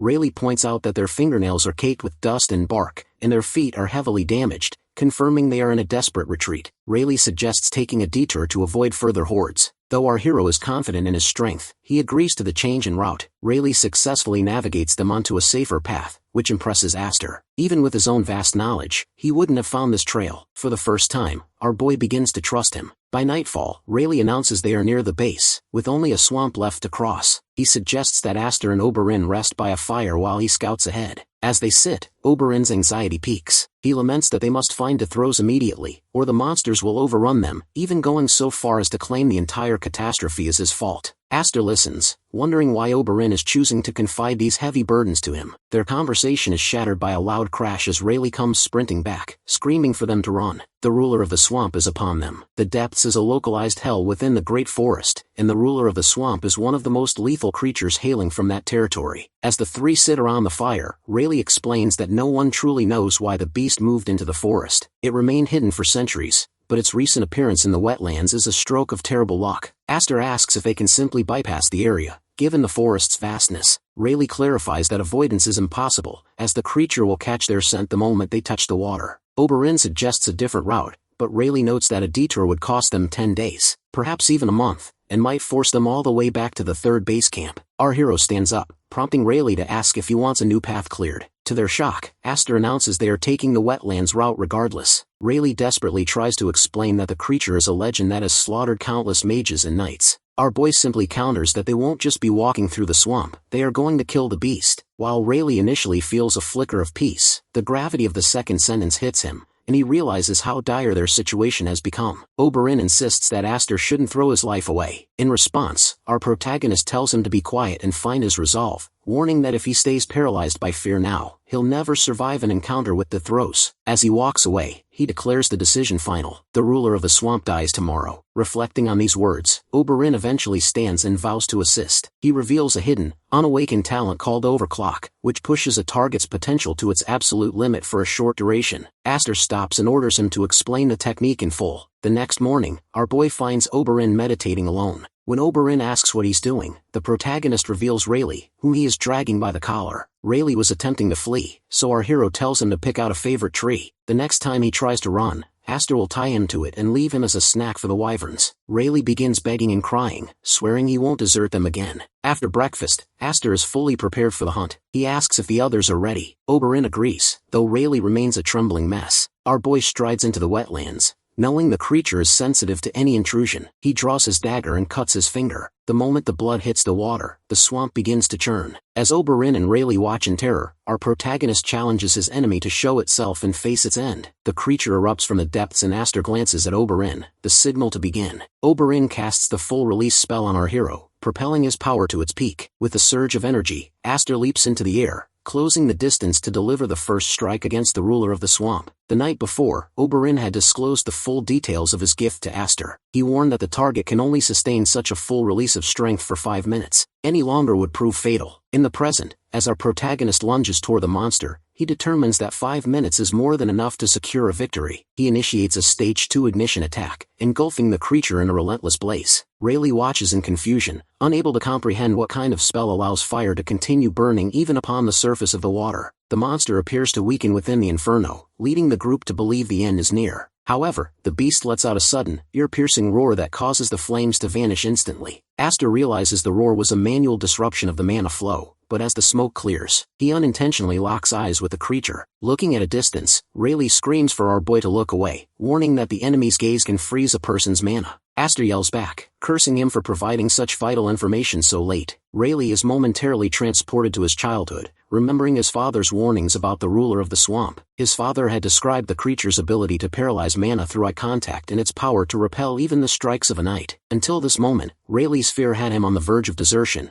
questioning why he should risk his life for these mages. But looking at Aster, he realizes our hero is different from anyone he has ever met. Choosing to finally place his trust in the boy, he overcomes his cowardice, even if his warning came late. Now ready to fight alongside his companions, Rayleigh watches as Aster adjusts his strategy. Since he cannot look the monster in the eye, our protagonist makes another cut on his hand and splashes his blood directly at the creature's face. The droplets strike the monster's eyes, causing sharp pain and blurring its vision. Seizing the opening, Aster executes a collision attack that leaves the beast heavily injured. With the monster unable to focus its gaze, our hero prepares his final move, Explosive Annihilation. The attack hits with devastating force, successfully defeating the enemy while Oberyn and Rayleigh look on in a state of shock. As the smoke clears from the sky, our boy lies in the shallow water, completely exhausted. He reflects on his past fight with Fern, remembering that he had intended to use this very attack then, but was too tired to execute it. He wonders how Fern would have reacted. While he is certain the man would have found a way to block it, he doubts his opponent would have walked away smiling.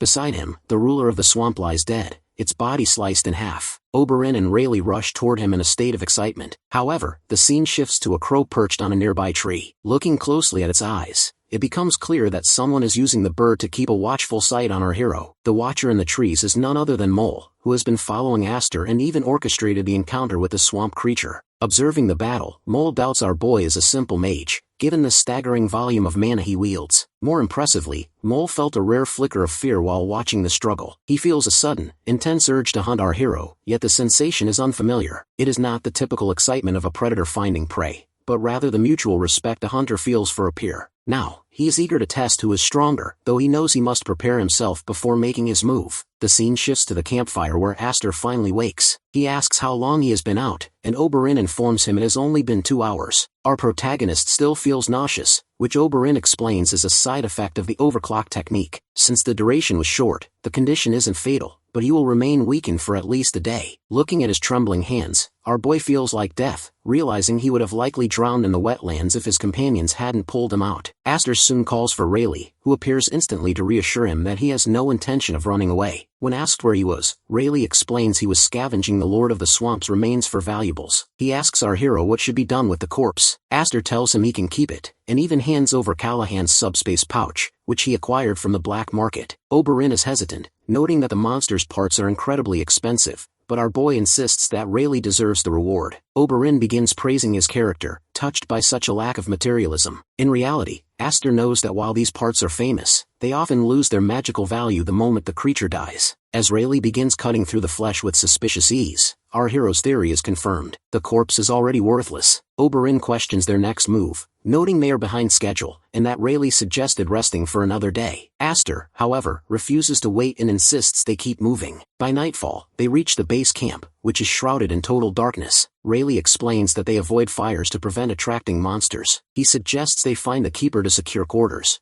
noting that the camp is run by a mercenary group who act as local lords, essentially glorified bandits. The mention of bandits makes Rayleigh anxious, but his nerves worsen when someone calls his name from the shadows. Rayleigh recognizes the man and addresses him as Chief. Oberyn identifies the newcomer as the camp's fixer and the leader of the base. Before Oberyn can finish introducing the group, the man jumps forward, announcing their name as Aviat. The chief extends a hand to Aster, who responds by grasping it with a crushing grip. The chief mocks the gesture as childish behavior, even as Oberyn winces at the sound of something breaking. The leader explains he is there because he heard rumors they are heading toward Base Camp 4. He glares at Rayleigh, mentioning he heard this from someone who bragged about scamming a mage. The chief then proposes that his group accompany them, warning that Base Camp 4 is on the verge of falling if no action is taken. Aster considers the offer, but before he can agree, Oberyn flatly denies the request, leaving our hero confused. Oberyn explains that the situation at the 4th base is far worse than anyone could imagine. The camp has essentially become a land of death. The chief questions if Oberyn believes they should avoid the area because it is a suicide mission. When Oberyn agrees, the chief flares with anger, claiming he has survived this forest solely through his sword and will not be told what to do. He insults Oberyn, stating he expected much more from a disciple of Raheem. As the chief storms off, Oberyn is left standing in a cloud of shame while Aster and Rayleigh move to enter the base. After taking a shower, Aster feels refreshed and, after checking on his companions, seeks out the chief to talk. As he takes a seat, the chief dismisses him as a kid. In response, our hero asks the man's age. The chief reveals he turns 50 next year, to which Aster dryly remarks that he himself was 50 last year. Moving past the banter, he offers to let the chief join their party, advising him not to take Oberyn's hesitation seriously. Aster was genuinely impressed by the ether he sensed from the man earlier. However, the chief remains suspicious, wondering if the boy intends to use his men as bait. Our hero admits that while that wasn't his initial thought, he isn't above using them if a need arises. The chief explains that this mission is actually an escape route. He is sending the younger mercenaries out of the Great Forest while the veterans head toward the 4th base camp. Aster muses that it's a heavy burden to put oneself in such danger for the sake of others, but the chief remains resolute. The chief then demands that Rayleigh stay behind to guide the younger recruits out of the forest, offering our protagonist a different guide in exchange. When Aster asks why a guide is necessary for a standard exit, the chief points to the threat of the Lord of the Swamp in the wetlands. Our hero tells him not to worry about the beast, casually explaining that he has already sent the monster to the afterlife. The next day the mercenaries begin dismantling the camp and gathering supplies. Aster approaches the chief to ask if he is ready to depart. The chief explains his delay was only to ensure the safety of the younger generation. They strike a deal. Our protagonist will lead the chief to base camp 4, after which they will go their separate ways. As the chief begins to speak with newfound respect, Aster suggests he drop the formalities, joking that he is only 2 years older than the man. As he walks away, the chief looks annoyed, certain our hero is younger than him, yet he cannot ignore the fact that the boy killed a Lord-class monster. With the younger mercenaries safely on their way, the chief orders the remaining veterans to assemble, unable to delay their march any longer.